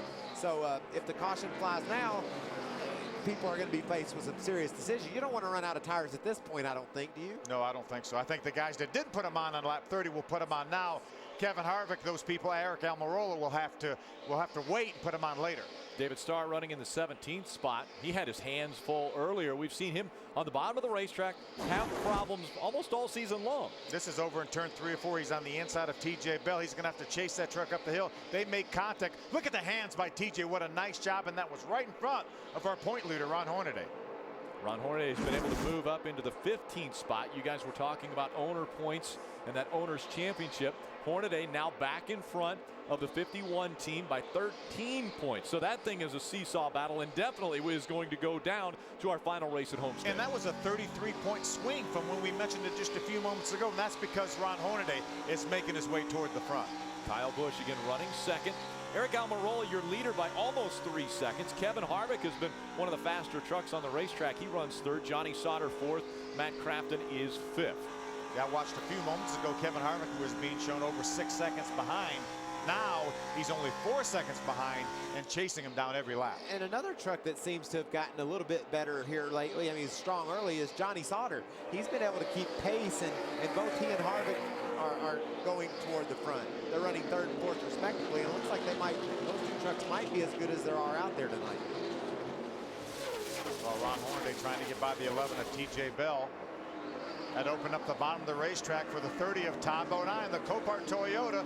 That's a battle for the 15th position right there. Bodine all the way to the inside of that yellow line on the racetrack. He's still trying to run right down there on the apron, but Hornaday able to hold on to that spot as the Copart Toyota Tundra drops behind him. Meanwhile, while Ron Hornaday's back here battling for the 15th position, another solid run by the 88 of Matt Crafton being shown up in the top 5. And Crafton continuing to do whatever he can to not only get back into victory lane, but do everything he can for points. Adam Alexander. And this not at all what Hornaday wanted to happen at this stage of the race. Running in the 15th position, he really didn't say much on that opening run of the race. They had the pit road issue, lost the track position. Now Hornaday reporting too tight in the corners. So you expect him to get back there, rally back through the field. It just hasn't happened that way for Ron here on this run. And maybe a pretty good strategy for Kyle Busch. He's only dropped back to second. No tires. He just put fuel on. Eric Almirola, he's got fresh tires. He's running out front. 3.3 second lead Almirola has over his teammate. Attention all you Digger fans, you can now get Digger on your computer and get free Digger videos, wallpapers, games, and more. Visit digger.ask.com tonight. Right now, Kevin Harvick's digging for the second spot on the inside of the 51 of Kyle Busch. Look at that battle for second. Johnny Sauter sees Kyle Busch a little bit vulnerable up on the high side with Harvick underneath, and Johnny's going to try to take advantage of it. Remember, both of these trucks, the 4 and the 13, put fresh tires on their second pit stop. Kyle Busch only got fuel. Eric Almirola is taking advantage of the racing going on behind him. It's a little bit bold, I think, to go get your tires at lap 35. I mean, they're taking a chance on getting a long run. So far, they've gotten it. And now we've got in their window, if the caution were to come out now, these guys, as Kyle Busch uses all the racetrack coming off turn 2, they would be able to make it on fuel if they came in now. A lot of different strategies have taken place. Let's take a look a little bit further into our top 10. We start with Adam Alexander. And right now, the man that has the winning strategy is the driver out front of the 15, Eric Almirola. He has led 28 of the 71 laps tonight, as you see on your screen. I just talked to his crew chief, Doug George. He said it is still a bit free, and that is good, because many expect as this evening continues, this track will tighten up, Ray. And Adam, when KHI's had the year they've had, you may wonder, why would they try to build new trucks? Well, Kevin Harvick told me yesterday they've got to look at the entire field out here. Realize that KHI services 8 different teams in the Camping World Truck Series, and they've got to build bigger and better new stuff and keep that body shop working. It looks like this truck they brought to the racetrack tonight is certainly a fast one for Kevin Harvick. Right behind him, the number 13 of Johnny Sauter. Talked with him across the weekend. He was very confident about how fast his truck was, but what really amazes me is the confidence that the driver has now. That's what's really amazing to me, what Joe Shear has been able to instill in Johnny Sauter, and talking to him about giving me the feedback that I need to make your truck better. It obviously has paid off. Sauter been on a really, really good run. The 51 of Kyle Busch currently running in 4th position, and I think Kyle's riding a little bit right now, guys. Kind of hanging back there. Remember, he's one of those trucks that did not get tires on that first round of pit stops. Adam? 8 starts at Phoenix International Raceway for driver 88 Matt Crafton. 5 times he has finished inside the top 10, and after starting 14th tonight, he has moved through the field quite nicely. He did say the truck is a little bit tight, but he feels pretty solid at this stage of the race. Right behind him, young Colin Brown. He too was tight in the early part of the race. They used a no tire stop, fuel only for them at lap 35 to gain some track position. They made a track bar adjustment. He said the truck is turning better in the corners, Ray. Mike Bliss moving up a position on the racetrack right now, up to the 7th spot in that number 25. Now, Bliss said that his truck is a little bit loose coming off, and this is an amazing statistic about the truck that Mike Bliss is driving tonight. It's called Slim Shady, and this truck, believe it or not, is running its 54th race in the Camping World Truck Series. That is really incredible. Stacy Compton got 2 tires on his first round of pit stops. Says his truck's starting to fade just a little bit right now, but he thinks that it's really good on entry. Adam, what's Mike Skinner got to say? Yeah, Mike Skinner just went around Brian Scott for the 9th position. That not surprising because he's recorded 6 top 5 finishes at Phoenix and only 9 career starts. He was very loose on that early run when he started at the tail of the field and drove his way into the top 15. They made an adjustment. He just came on the radio and said, it's twice as loose as it was. I would anticipate more changes when the 5 comes back down pit road, Ray. And I don't think Brian Scott is satisfied with running in 10th right now. They were very, very happy with their truck in practice. Jeff Hensley telling him to stay with it, keep giving me information. But Brian Scott headed to the Nationwide Series in 2010, and he told me yesterday he really believes that this team can knock off one more win. He's got 2 chances to do it, tonight and Homestead. Guys? Well, thank you, Ray and Adam. Great job getting us through the top 10. Spot just behind him, 81, Taylor Malsum. Yeah, solid run for Taylor. He's able to keep tabs on that top 10, right along behind Brian Scott. This kid's been impressive this year. A raw rookie who's come in and got his feet under him and shown that he can run up here in the front with these guys. He had a top 5 finish at Gateway. That's his best of the year. There's one of the rookie contenders right behind him, the 10 of James Busher. He runs in the 12th spot. And there's Hornaday. You know, we talked about him running 15th, and he just stalled out there. But now he's made his way by a couple trucks, and he's up into the 13th spot, trying to get 12th away from James Busher. So Ron Hornaday continuing to move toward the front of the pack. His closest competitor in the points situation is Matt Crafton, and he runs in the 5th spot. The average starting position of our Phoenix winner, 4.8. Eric Almirola started 5th tonight, and he is in front of this field.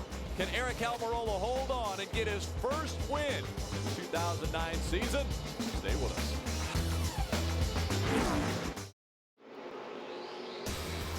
Sunday NASCAR race day roars into Phoenix.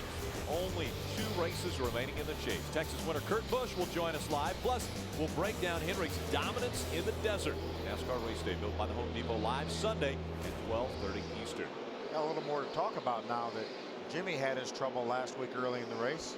They had given him the trophy, I think, and then they took it back. Lap 4, they went and got it back from him. Was his name engraved on it? Yes, they started that process as well. There's your leader, Eric Almirola, 43 of 86 laps. That's the most laps he's ever led. Kevin Harvick has maintained about 3 seconds behind Eric Almirola. Remember, both of these trucks, Eric Almirola, Kevin Harvick, both put tires on back on lap number 36.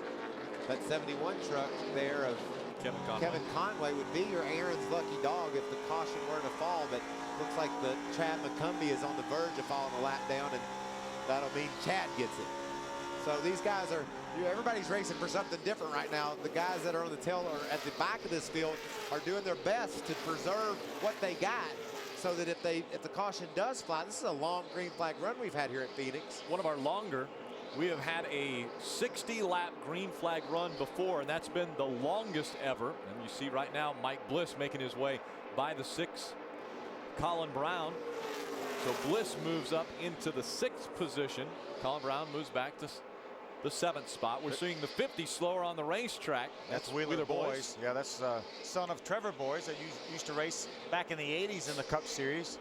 Wheeler's going to also run next week at Homestead, so good to have him a part of the series. Unfortunately, going to have some tough luck here. He's trying to get off the racetrack right now, so he's on the apron in 3 and 4. Pretty close him making it back, guys.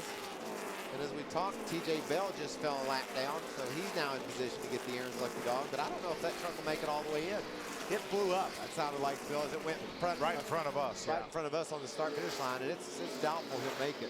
If it's not able to get all the way on the pit road and behind the wall, the caution would come out. And guess what? The caution just came out. It's the 50, not up to speed and not able to get off the racetrack. And he's slow coming on to pit road. So the caution has come out for the 3rd time now. Is this a good thing for everyone? Because it's going to be a one-stop. Well, this could be the final stop of the race. You got to put your tires on. Oh, absolutely, without a doubt. Even if it's your last set, you have to put them on now. Doug George. And Doug George is one of those guys that has to make that decision, because he did put tires on Eric Almirola on our lap 36 pit stop. Kyle Busch is smiling right now. He only fell back to the 4th spot. You kind of broke up. I was thinking about a half pound out of the right rear. would work perfectly for Kyle Busch. Yeah, only drop back to fourth, and you know he has 2 sets of tires laying up in the pits. He can put a set on now. As you can see, the Miccosukee guy's getting ready to do that, but then he will also have another set of tires, and we only have 16 trucks on the lead lap. We'll have 17 after the Aaron's Lucky Dog. He has an insurance set. There's a chance that if they run 40 laps and he doesn't like his truck, he can come in and get some fresh tires and race to the finish. TJ Bell, I mentioned, just before the caution fell, Almirola put him a lap down, and so now Aaron's will give him a lap back here at Phoenix, and he'll be on the lead lap, a chance to fight again. We're hearing on the radio, NASCAR was just scolding that 15 Eric Almirola for not slowing down when the caution came out, at least not slowing down quickly enough. Well, he may not have been leading. He may have been before in the truck series when the caution came out, so he didn't know how much to slow down. We're learning things every day. This is all new to me, man. I've got a big lead here, and I don't want to give it away. Let's go back trackside and on pit road, Ray Dunlap. Well, Kevin Harvick and his crew chief Ernie Cope talking over about what changes to make this Longhorn Chevrolet just a little bit better. They talked about a track bar. We'll see exactly what they do for Johnny Sauter. He was tight in the center and just a little bit tight off. He says this thing's so much better when it's in clean air. It'll be 4 tires for the number 4. They're going to do that. Also come back for fuel after this. They go around working on Harvick. Now for Johnny Sauter, they're going to also do 4 tires and make an air pressure adjustment on the right front. Adam? And for the guys up front, we're talking about Eric Almirola, the leader, and Matt Crafton. Both said they were tight for Almirola. It will be 4 tires this time, an air pressure adjustment, and they will come back for fuel, and we will see who's the quickest off the pit lane. Almirola holds serve. He will return down pit road. Great job for Almirola. They'll be coming back down for fuel. We would expect everyone will be back on pit road for fuel if they put tires on now. And really, that would be the smart thing, obviously, to do is put your tires and fuel with the truck now so you can make it to the end if it would stay green. But we had some guys that employed some strategy. You see Mike Bliss up 4 spots, David Starr up 10 spots. There's obviously some strategy going on there. Trying to save some tires, you think, Phil? Save some tires, I would guess. And here they come once again, right. You got to go 4,600 in second gear. At least that's what Kevin Harvick needs to make sure he doesn't speed down pit road. He'll roll in here and get a little bit of fuel in his Chevrolet. Everybody should be pulling the exact same strategies. He'll go that way. Down on my end, we also saw Kyle Busch come in. They made a 1-pound adjustment in the right rear. There is Busch. Now let's go down to the end of pit road and double A. And it will be fuel for leader Eric Almirola. They were also instructed to clean the grill and pull a tear off the windshield. First can is in. Second can going in now. He will pull away, and we can tell you Crafton had troubles when he came down pit road the first time. Here is Ron Hornaday. He complained about being tight on that run. They made an adjustment, got 4 tires the first time, and here he is leaving after getting fuel his second time around. So the guys are coming back off of pit road. Almirola trying to hold on to that top spot. He was leading this race when the caution came out. Trevor Boys, or Wheeler Boys, was slow on the racetrack to get onto pit road. Kevin Harvick winning the battle with Bliss off of pit road, moved up a spot. See Timothy Peters, the 17 truck right in front of our leader. He is being shown 1 lap down, but technically be on the tail end of the lead lap now. Adam Alexander. And Matt Crafton lost a little bit of position on that cycle of pit stops. And the reason is, Rick, the first time they came down pit road, they lost a lug nut, had to put it on by hand. That a tough break for him. And a couple of positions in front of Matt. When we restart, David Starr. They took right side tires their first time down. That's what allowed them to pick up so many positions. So Eric Almirola out in front of Kevin Harvick. Kyle Busch, Mike Bliss, and Mike Skinner, your top 5. David Starr, Ron Hornaday, back up into the top 10. He's running 7th. Matt Crafton right behind him. Colin Brown and Johnny Sauter, your top 10. That 4-second advantage that Eric was enjoying is gone. All gone. But we're on a level playing field now. Guys are going to have fresh tires. They're going to have full tanks of fuel. And we could go to the end if we need to. Only 55 or 56 laps remaining here at Phoenix International Raceway. That Owners Championship, 51 points separate Ron Hornaday and Kyle Busch now, or Kevin Harvick Incorporated, and Billy Ballou. Coming back to the green flag at Phoenix. I think we saw some 2 tire changes possibly by the 25 truck maybe, and by the 24 truck. This team's electing to try to make something happen here on pit Early road. on, here comes Kevin Harvick looking to the inside of that 15 of Eric Almirola. He'll make the pass as they go into 3. Here comes Kyle Busch going way to the outside. Fresh tires allow you to do that, huh? In desperation, he knows he can't watch that 4 truck drive away. Right now, he needs to keep in contact with Kevin Harvick if he thinks he's going to be able to outrun him later. How about Mike Bliss making the move on Timothy Peters now? Remember, Timothy Peters 1 lap down. He's trying to stay in position to get the Aaron's lucky dog. Should the caution flag come back out. Mike Bliss running in the 4th spot. Kyle Busch just behind his teammate Eric Almirola. Now to the outside of Almirola he goes. Coming out of turn 4. That's a battle for second. He's passing a truck, Phil, and not losing a whole lot of ground to Harvick. So I think that 51 truck, the adjustments on pit road have made him better. Could pose a real issue for Kevin Harvick. I know, listening to Kyle Busch before this race started, really just concerned about how good that 4 truck was. I know it'll feel great for Richie Waters and that whole team if they can deal with that truck, get up there and outrun him after they basically conceded all of yesterday to Harvick's game. Right now, he's got him right in front of him, nobody else in between. So now he's going to see, with 52 laps to go, how he stacks up. We've seen Kyle Busch out in front of the field. He led 30 laps. His teammate led 52 laps, Eric Almirola. Johnny Sauter was out front for 11 laps. And Kevin Harvick has led 5 laps, and he tries to increase that number now. There's Matt Crafton following his teammate, Johnny Sauter. Matt's currently being shown in the 9th spot. Still 2 laps up there to 31 and 07. You're still clear. Talking about some lap trucks that are in front of him. Working for the different positions on the racetrack side by side. Now you see the 24, David Starr. That's a glob. That's definitely a glob. Is it a gaggle? How about Eric Almirola jumping back up on the underside of Kyle Busch to try to get that second place back? Those two battling for second while Kevin Harvick put some distance between them. Almost a second now. It was 0.8 of a second the last time they went by. And Kevin Harvick just ran a sub 28-second lap the lap before this one. It's getting on down there in qualifying speeds, but the sun's gone down, the trucks are sticking good, and Harvick's wanting to try to get any advantage he can over these two. Kyle Busch pulls over and lets Eric Almirola have that second spot. I think Kyle thinks he didn't have anything to go get Kevin with. Maybe his teammate could do it. They worked so well together at Talladega a couple weeks ago, and I know Kyle was appreciative of how he got raced there. The final third of the race. Kevin Harvick in front of Eric Almirola and Kyle Busch. Now NASCAR On Speed is always on with NASCAR On Speed Broadband, a free super site for the hardcore fan. Get the best of NASCAR On Speed, plus exclusive videos you can't get anywhere else. Log on now to the video section of speedtv.com or NASCAR.com. Kevin Harvick out in front of the field by 0.7 of a second.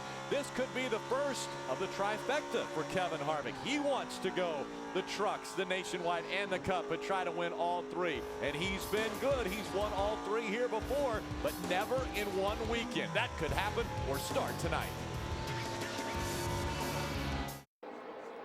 Tune in to This Week in NASCAR on Monday.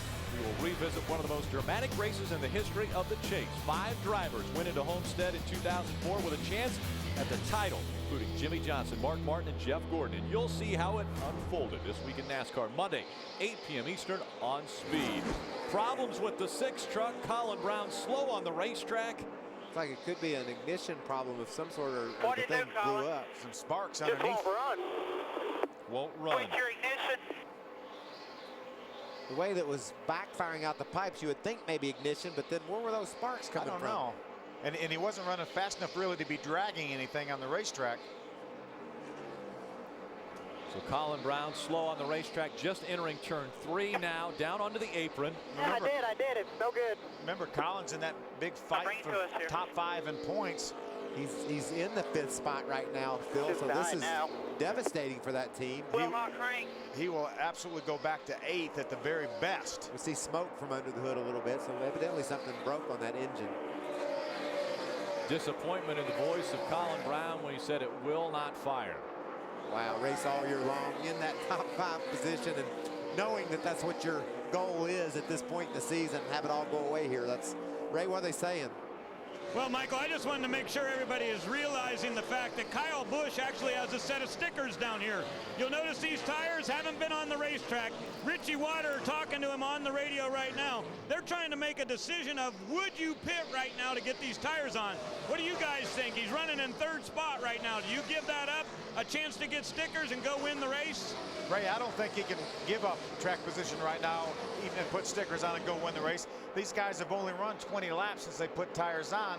I don't think it would be a big enough advantage to put stickers on right now. And every lap that goes on, there's less of a chance to come in and make up that ground. And there's still 16 trucks that are on the lead lap. Dan Brody, the only other truck that has left the racetrack earlier. So you've got quite a few trucks still on the racetrack. 16 are on the lead lap, and running 16th right now, Todd Bodine. So Kevin Harvick, Eric Almirola, and Kyle Busch 1, 2, and 3. Kyle Busch 3 seconds off the lead now.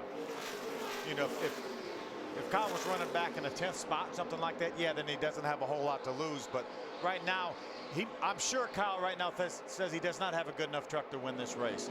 But I think he would probably lose more ground if he came in any time from now to the end of the race. I think he would lose more ground than he wouldn't be able to get back to where he is right now, I don't think. Do you, Michael? I don't think so at all, Phil. And, you know, I think this outcome is, in my opinion, still in doubt. I watch Eric Almirola. He's able to run exactly what Harvick runs, and at times a little bit better than Kevin. So Eric's got a shot to close in on Harvick, but Kyle just doesn't seem to be fast enough right now to make it work. So we know we've seen Richie Waters make some crazy cool calls. He might bring that thing to pit road, but I don't think it can work at this point in the race. And while that battle continues up front for the race win, we saw the 33 is in front of the 88. That is all Ron Hornaday has to do tonight.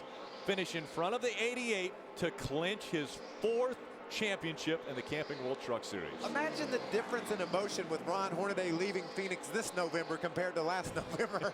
If he's able to hold where he's at and win this championship, woo, that's a big difference. And you know, there have only been 3 drivers in the history of NASCAR to win more than 3 championships in the 3 major series. Obviously, Richard Petty, Dale Earnhardt Sr. with 7 Sprint Cup championships. Yep. Jeff Gordon with 4 Sprint Cup championships. Nobody else. Now, Jimmy Johnson may be on the verge to join Ron Hornaday, but Ron Hornaday is going to be in some pretty elite company.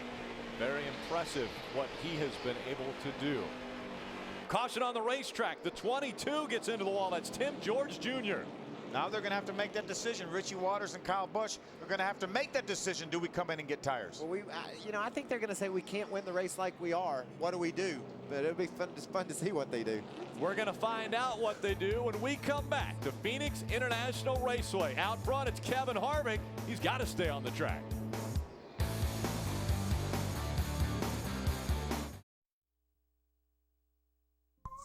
It's Camping World's destination recreation. You know, a lot of people come up to me when I'm at the racetrack and they say, hey, Ray, we'd love to go RVing, but we just don't know exactly what unit it is we want to purchase. Well, here's a great idea for you. Did you know that Camping World actually offers RV rentals? That's right, you can take one out and try it and see if it's right for you. And for about $19.95 a day, you can actually get a beautiful motorhome like the one behind me. It's very spacious, you're gonna love it. Take it wherever you like. And during parts of the season, they even have one-way rentals available. So call Camping World. They've got a national distribution system. They're all over the place. Rent one, try it. I know you're gonna like it. I know I did. I rented one and was able to go to Washington, D.C. with my family. Yeah. We had a great time, and obviously Camping World helping us out today with the setup. Chris Devoda and all her gear up on top of Rattlesnake Hill. Yeah, you wanted to borrow mine, and I said it'd probably be better for you if you'd go to Camping World and rent one. Yeah, I noticed you were quick to say that, too. I was like, you were going to charge him more than Camping World did. I can't afford to do it for what Camping World's doing it for. Aaron's lucky dog goes to Timothy Peters, so he gets a lap back. He'll be on the lead lap. I can't buy TV, furnishings, or home appliances for what Aaron's is doing it for. I have nothing, Rick. We have a great race in front of us. Kevin Harvick, he has been leading. Can he stay in front of Eric Almirola? These guys held pat. They didn't come to pit road. We heard some chatter that Richie Waters said, Kyle, come get tires. And Kyle said, I can't pass that many people on new tires. The only 2 trucks on the lead lap that came down pit road were Rick Crawford and Todd Bodine, and they were at the tail end of the guys that were on the lead lap. Timothy Peters also came down pit road. He was our lucky dog. We'll have 25 laps to go when they get the green, so this is going to be a sprint. for Kevin Harvick to see if he can indeed hold off Eric Almirola. And I'm telling you guys, that 15 truck is as good or better than Harvick. It'll be fun to watch. Eric Almirola trying to add his name to the short list of first-time winners in 2009. Colin Brown won at Michigan. Timothy Peters at Martinsville. Johnny Sauter at Las Vegas. Brian Scott at Dover. All first-time winners in the Camping World Truck Series. And the lights come back on Randy Kaiser's pace truck, so they will go around one more time before we get the green flag. We caught a glimpse of Timothy Peters going around the field. They may have felt like they didn't give Timothy enough time to get back around and to rejoin the field. That may be why they held this restart one more lap. The big question was strategy right before this final pit stop. Before they came close to pit road entrance, Richie Waters and Kyle Busch had some words about what their strategy should be. Nobody else is coming. They're all out of tires. What do you want to do here? Can't win it the way we are, can we? Well, we can't win it with tires. It's going to be way too far back, bud. Yeah. Right now, your times are right comparable with Harvick. You're a bunch faster than the 15. Let's just stay. 10-4. Unless they all come here, we're coming. Be ready. How many laps to go? 20. It's the 33 that we're keying off of here. We're not coming. I think it was a good call not to come. That was the communication. They have decided to try to win this race on the tires that they've got on. They had a fresh set sitting on pit road, but they opted to not come down pit road. Let's see if that works for them. Kevin Harvick in front of Eric Almirola. Green flag back in the air once again. I think Ron Hornaday right now back in the 4th spot, maybe just content to keep that 88 truck behind him. He knows what that means. 2 and 3 wide as they make their way into turn 3. Kevin Harvick with a good lead over Eric Almirola. Here comes Kyle Busch looking to the outside of that 15. He's going to get on the outside of him too, Rick. We've seen Kyle Busch have great restarts, not necessarily just coming through the gears, but the first lap or two after they throw the green flag, he's just able to make more, he's able to make better time than most people. Eric, let him go now. I'm sure if Kyle loses track of Kevin Harvick and Eric Almirola is right there and maybe looks a little faster, then Kyle will let him go. Adam Alexander, what's happening with that 15 team? I don't think it's surprising that Eric Almirola has already slid back one position on the restart. Under that last caution, he said to crew chief Doug George, I used my stuff up pretty good there. That 4 is just riding. So Almirola's truck a little beat up late in the race. Not only did Busch get around him, he's got to start worrying about Hornaday, who is digging in just behind him. Kevin Harvick has a 6/10 second lead over Kyle Busch. Can the two Cup drivers battle it out here in Phoenix in the Truck Series? Next on Speed, NASCAR's championship chase heads to Phoenix, and everyone is revved up for the ultimate Friday night house party. Don't miss NASCAR trackside. Ryan Newman, David Rudiman are the guests. That's coming up next. NASCAR on Speed, be there. And into the wall, Kevin Conway. He extends number 71. That brings out the caution once again. So I was just fifth caution. I was just watching Kevin. He was staying ahead of Matt Crafton, who was being shown a lap down. He was in position to get the Aaron's Lucky Dog really running well, and unfortunately, it's going to be a premature end tonight. And before that caution flag flew right there, guys, Eric Almirola and Kyle Busch were both faster than our leader, Kevin Harvick. I thought Harvick was kind of cruising. He'd run some 30s and some 40s, but the last time by, those two trucks behind him up the ante, they were down in the low 30s, so faster than our leader. Getting a report that the 88 may have been involved. There's the 80. I said, remember, the 71 was right behind, right in front of the 88. Looked like Kevin got a little bit loose, maybe up off of 2, and the 88 had a little bit of a head of steam going and running to the back of him, just a little bit enough to get Kevin out of shape into the outside wall. You see him making contact with the back of that truck, hard contact into the outside wall. That'll end Kevin's night, obviously. And you're right, he was running very competitively. Sideways, you heard Crafton let off. The 71 truck got sideways, Matt let off, but still ran into him, and when he hit him, it knocked him into the outside wall. So at first glance, you would think Crafton just ran him over, but then a closer look from the in-car camera, in-truck camera, we saw 88 truck slip first. We'll be back for the conclusion of Lucas Oil 150 after these messages. Welcome back to Phoenix International Raceway. When they come back by, they'll have 11 laps of racing to go. The lights are off the pace truck, meaning next time by, they'll see the green flag. It's Kevin Harvick, Kyle Busch running 1 and 2, Eric Almirola, Ron Hornaday, and Johnny Sauter. They're in your top 5. Well, they started in the top 5 today, and they're still running the top 5. Did we not say after qualifying that's a tough top 5 we've put together here tonight? Kevin Harvick. These guys are strong. This will be fun to watch. Can Kyle Busch jump on Kevin Harvick like he did Almirola on that last restart?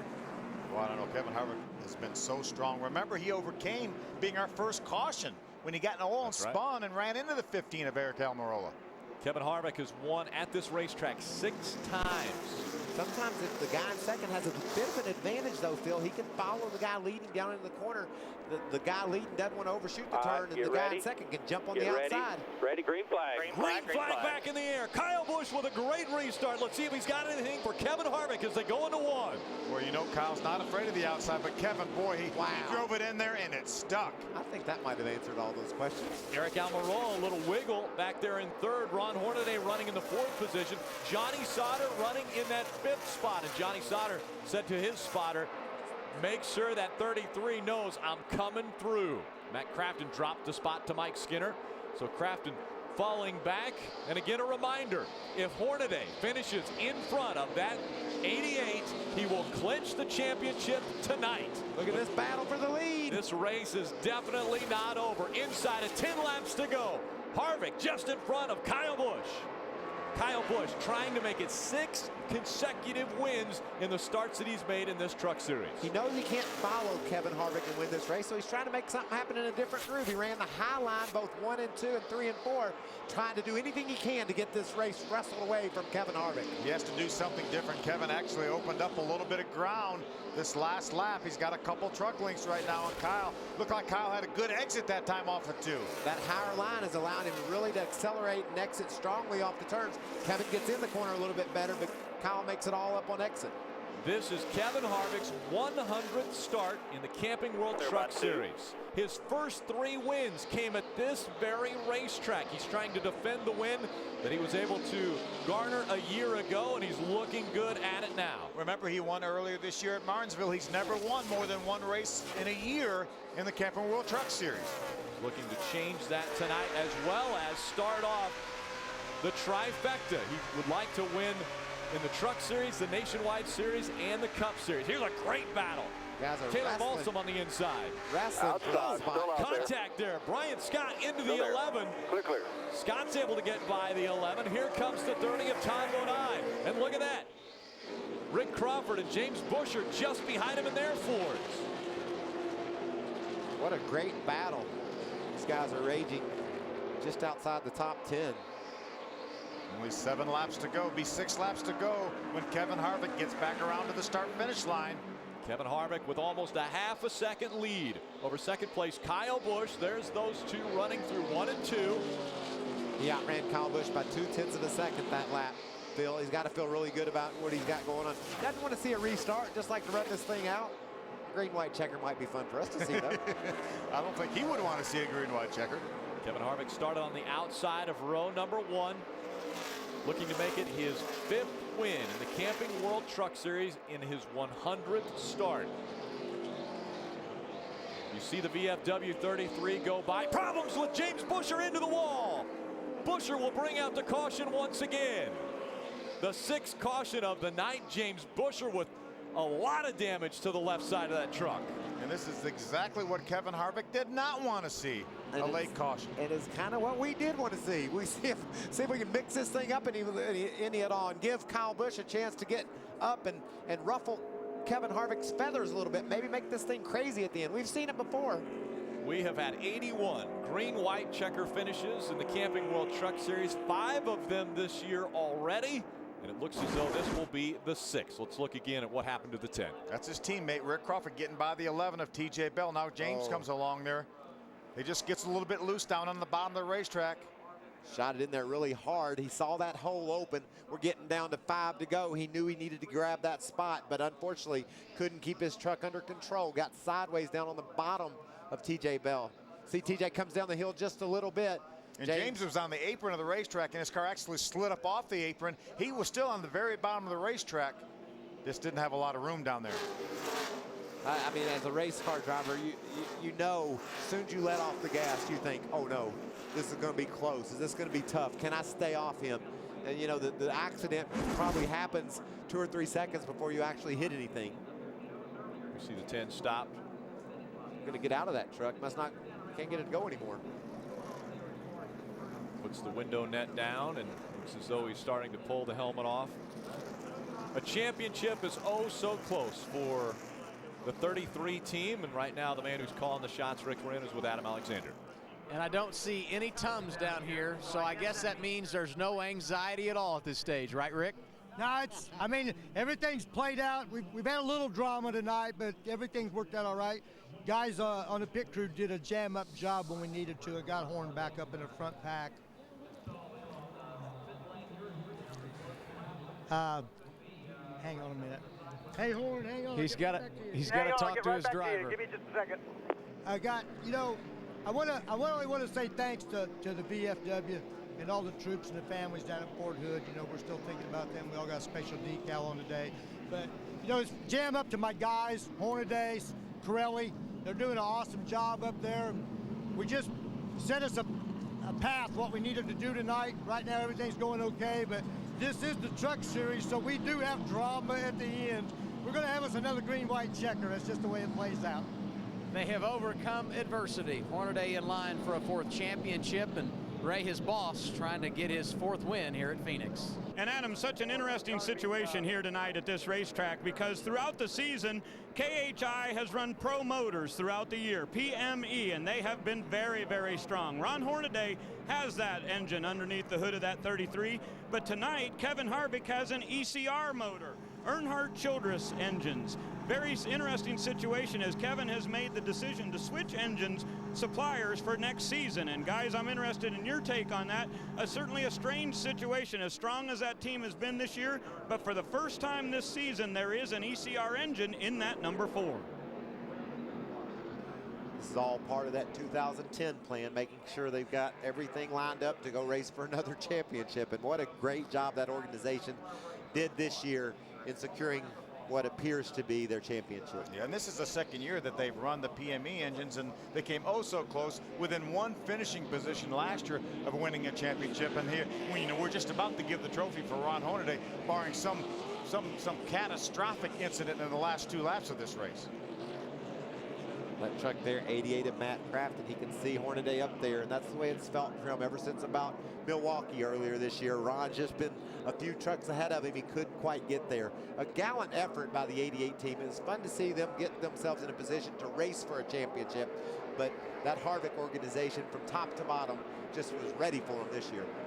Big announcement on Speed earlier this week that the Sprint Cup banquet will be live on Speed. It's going to be a championship day, Friday, December 4th at 7 o'clock. It's the Nationwide Series and Camping World Truck Series banquet, followed by the Sprint Cup Series banquet at 9 p.m. And that is going to be live from Las Vegas. Ready. One attempt at a green-white checker finish.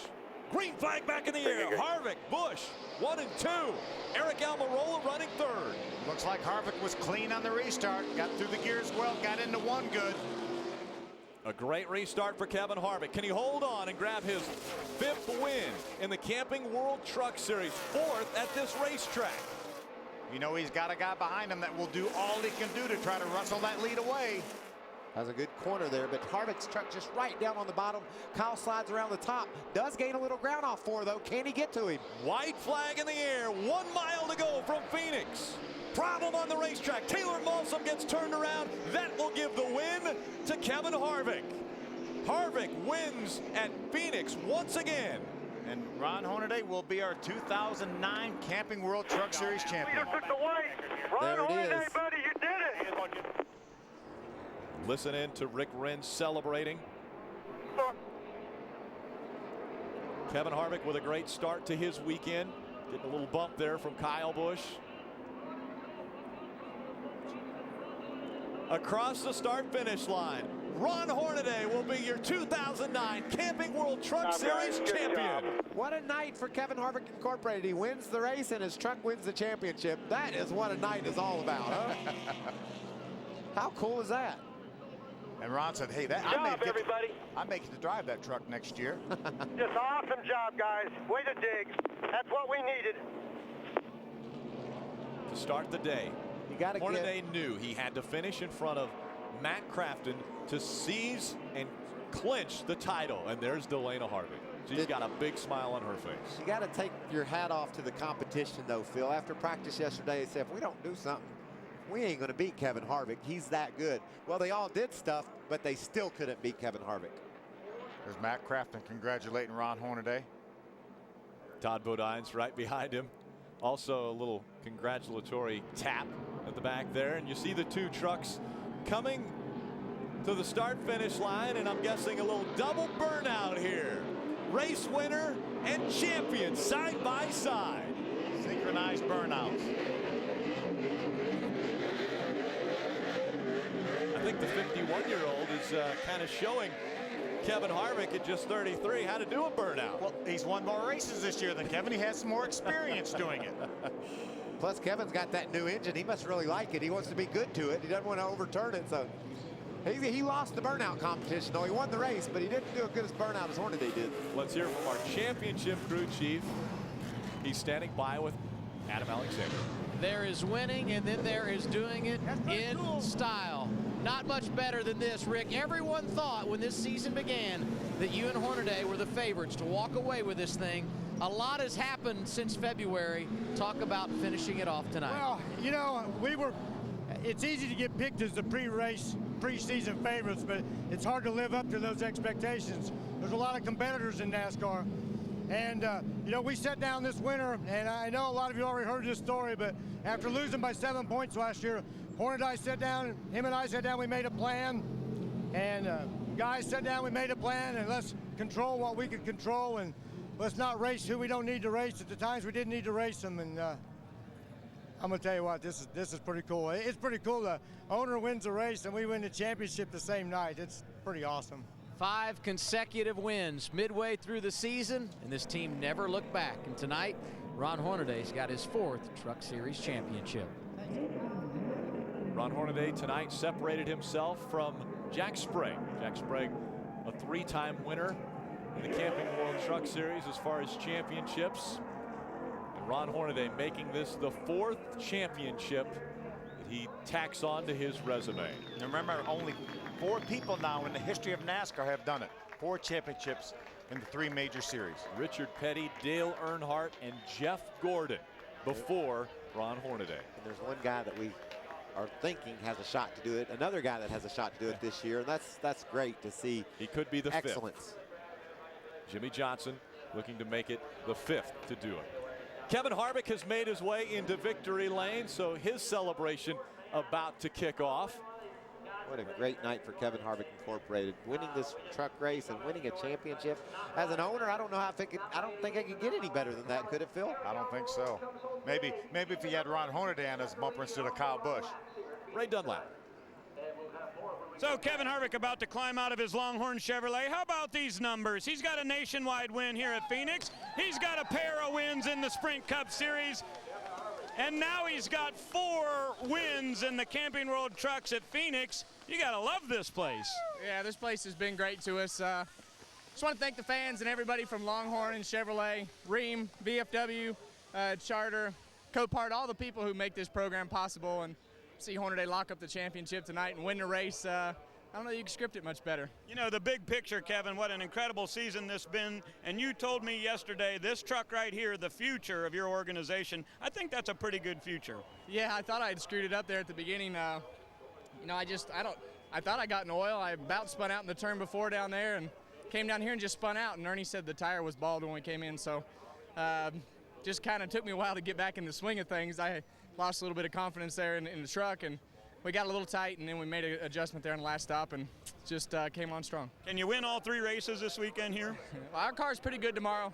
It'll be tough, but both cars are good for the rest of the weekend. All right, congratulations. Kevin Harvick will celebrate here because he gets to hold the trophy, and then he'll celebrate with his driver, Ron Hornaday, who will be the champion. Only the 2nd time in the history of this series has the championship been clinched prior to the final race. Greg Biffle did it And now Ron Hornaday has done it. Moments ago, Hornaday climbed out of the truck, saluted the fans, a big smile on his face. 4 championships for the 51-year-old Ron Hornaday. Look at that trophy sitting there. That's a great feeling to look over and see that baby.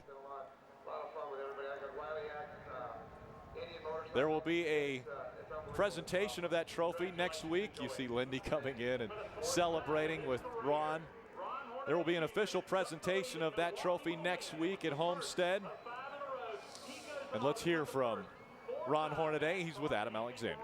And with the title tonight, Ron Hornaday becomes NASCAR's oldest Tour Series champion. Ron, number 4. You worked hard for it all season long. How special is this one? We're not done yet. We got to get that honors for Kevin and Delane, and this just is a compliment to the team. I got to thank VFW, Longhorn, Copart, Turtle Wax, Georgia Boots, especially Indian Motorcycle. I've been riding their bike a lot lately. We've been a lot of problems at home, but I got to thank Indian Motorcycles, Wiley X, Miller Welders, it's just everybody. It takes a lot of people, all them guys back at the shop. Just another great truck, and you know, Kevin, or I should say, I'm glad Kevin won that thing. That was cool. But you know, when Matt got into us and wrecked that truck, that was our favorite truck, and it really runs good here. But these guys brought this truck back. I knew I didn't have a winning truck, but I had to play smart in points. But Grandma, I'm glad you're doing better, and glad you're at home. And we'll be home tomorrow and get ready for Homestead.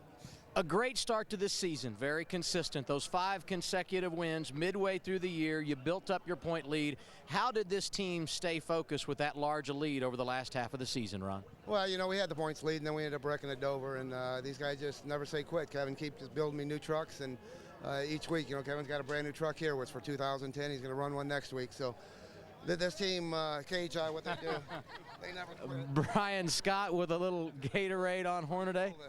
To do that, that's pretty cold too.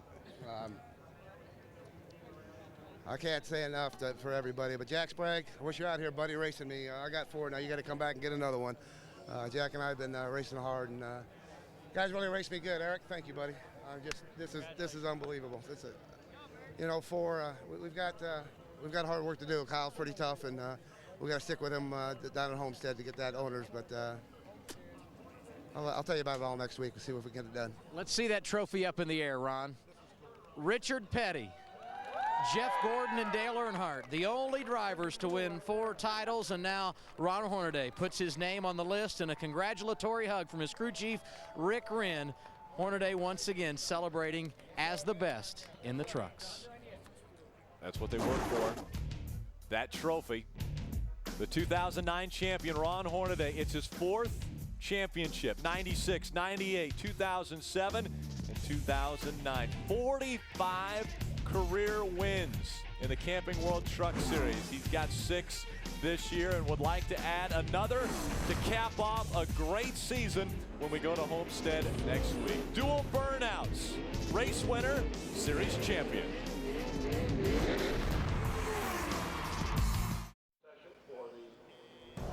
Kevin Harvick and team celebrate in Victory Lane. The next time we'll be on the track 1 week from tonight, Friday 20th. It is live 7:30 Eastern to clinch the 2009 season. Hornaday will be crowned our champion there, but there is still an owner's championship that is up for grabs. 60 points separate the 33 and the 51 team. A 15-point gain for the 51 this week goes to Homestead with only 60 points behind, and we've got a terrific battle for the stage at the banquet. Only the top 5 get on the stage right now.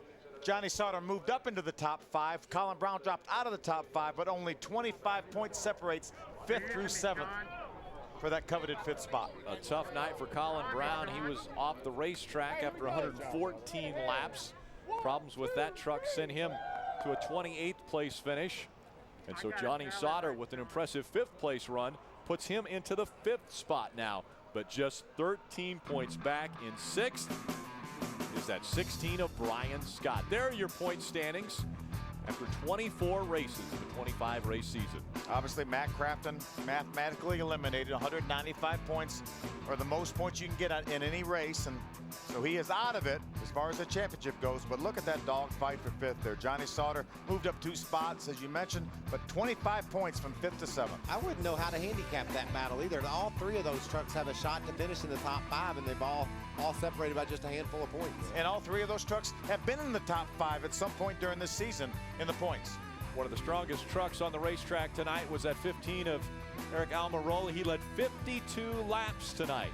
Adam? Another solid top 5 finish for Eric Almirola. You led a bunch of laps and then just not enough there at the end. What was the difference? Wait, that last set of tires, for whatever reason, it just didn't take off. It was really tight, and it'd be loose up off. It was just the whole truck had no grip for the first 10, 15 laps of a run. Then it'd come in, and but by the time it come in, I run the same lap times as Harvick. He was just better than me. I felt like we were better than Kyle there, but on the short runs, man, we're terrible. So I don't know. Everybody on this akawareness.com Toyota Tundra has done a great job. And we had a good truck, and just, man, we keep coming up short. We're going to figure it out one of these days, though. Another solid night for Billy Blue Motorsports. Thanks, Eric. Unofficial results from tonight's race. Again, Kevin Harvick in victory lane celebrating. Big smile on his face. 5th career win in the Camping World Truck Series. Kyle Busch, a 2nd place, and you know Kyle Busch can't be happy with 2nd. No, he's never happy with 2nd. He had, what, about 57 2nd-place finishes this year in the Nationwide Series. Eric Almirola, strong finish, but obviously disappointed not with getting into victory lane. First run for Ricky Carmichael in that Turner Racing truck, and a respectable performance. Got all 151 laps in, or most of them, and had a solid performance. It's good to see. Kevin Conway, even with that damage from that incident, still finishes in the top 20. A couple of our first-time starts in the Camping World Truck Series, bringing their trucks home in one piece. So obviously good seat time for guys trying to get their feet wet in this series. Let's go down to Ray Dunlap. He's got Kyle Busch.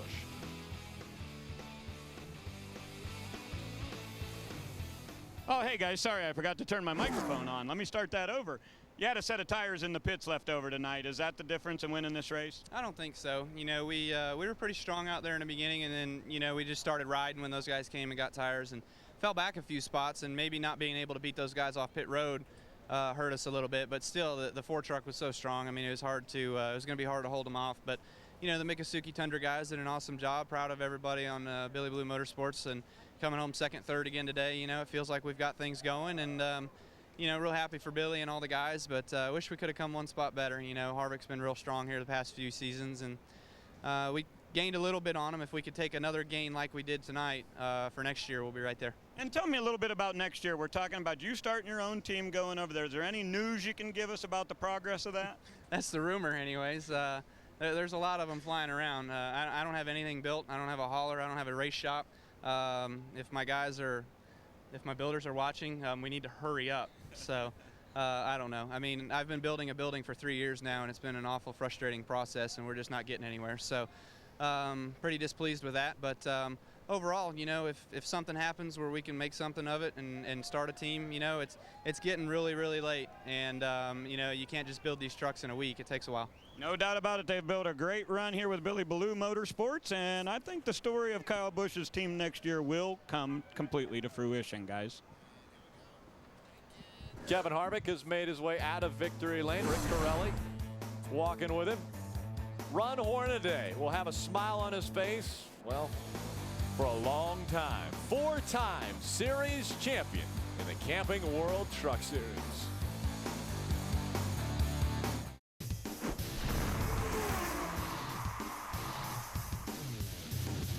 NASCAR Camping World Truck Series is presented on speed by Lucas Oil, made in America, sold to the world, and brought to you in part by Toyota. For the latest Toyota racing information, visit toyotaracing.com. Toyota, moving forward.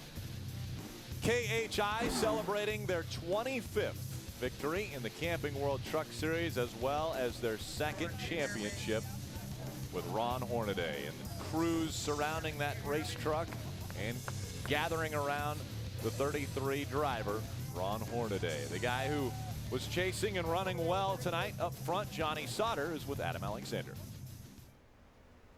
A solid top 5 finish for Johnny Sauter tonight, and you moved up in the points. All in all, you satisfied? Yes and no. I mean, felt like our curb record's fun sand Chevy was a lot better than that tonight. Super proud of all the guys back at the shop, Thor Sport, all the guys, they work hard, and we had a better truck than that. We got to work on our pit stops a little bit. We're missing something there. So all in all, great night. Proud of Joe Shear, all the guys. PME motor ran strong. Goodyear tires are great. Proud to be in a Chevrolet. We got to work on it a little bit, but top 5 in points, top 5 finish. You can't complain about that too much. And we can go to Homestead, one of my favorite racetracks, and see where we can go. He's been the driver in the second half. Johnny Sauter trying to stay in the top 5 in points in the season finale next week.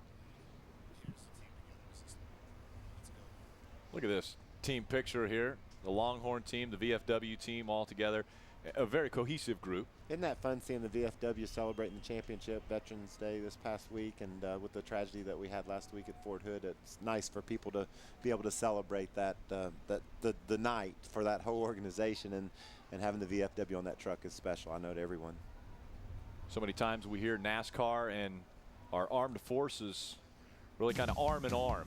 NASCAR so proud of what our armed forces do to allow us to come out here every week and enjoy ourselves and entertain the fans. Kevin was standing there thinking, where'd y'all go? I want to celebrate more. This is the preliminary celebration. The big party happens next week right here on Speed. Race number 25 of the 2009 season, the next one on the schedule. The Ford 200 Ford Championship weekend from Homestead Miami Speedway, Friday, November 20th, 7:30 p.m. Eastern. It's all kicked off with Chris DeVota. Got a lot of stuff to decide. We have to decide the Owners' Championship. We have to decide that top 5, who's going to get on stage for the banquet. And it's going to be a terrific race on the reconfigured Homestead Miami Speedway of 3 or 4 years ago. We've seen 3-wide racing, the verdict in doubt to the very end of the race at Homestead. Really fun, high speed, fast racetrack, and really fun to watch these trucks race on. And what a great start to the weekend for Kevin Harvick. Again, he's trying to win all 3 races in the top 3 series of NASCAR. He's got a good start. He ran extremely strong here, and he says he's got a good nationwide car as well as a good cup car. And remember, he's already won in all 3 divisions here at this racetrack, but not in the same weekend. Nobody was superstitious tonight on Friday the 13th, even though Kevin Harvick spun on lap, about 1 or 2. It was early on. He came back. He battled. He won the race, and his driver won the championship. Harvick, the race winner, champion, Ron Hornaday. Ron Hornaday may have already won the 2009 Truck Series Championship, but we've still got racing to do. Next week, we're in Homestead for the final race of the season. Catch the setup at 7:30, and then it's time to crown our champion. Don't miss 1 second of the action, live on Speed. Be there.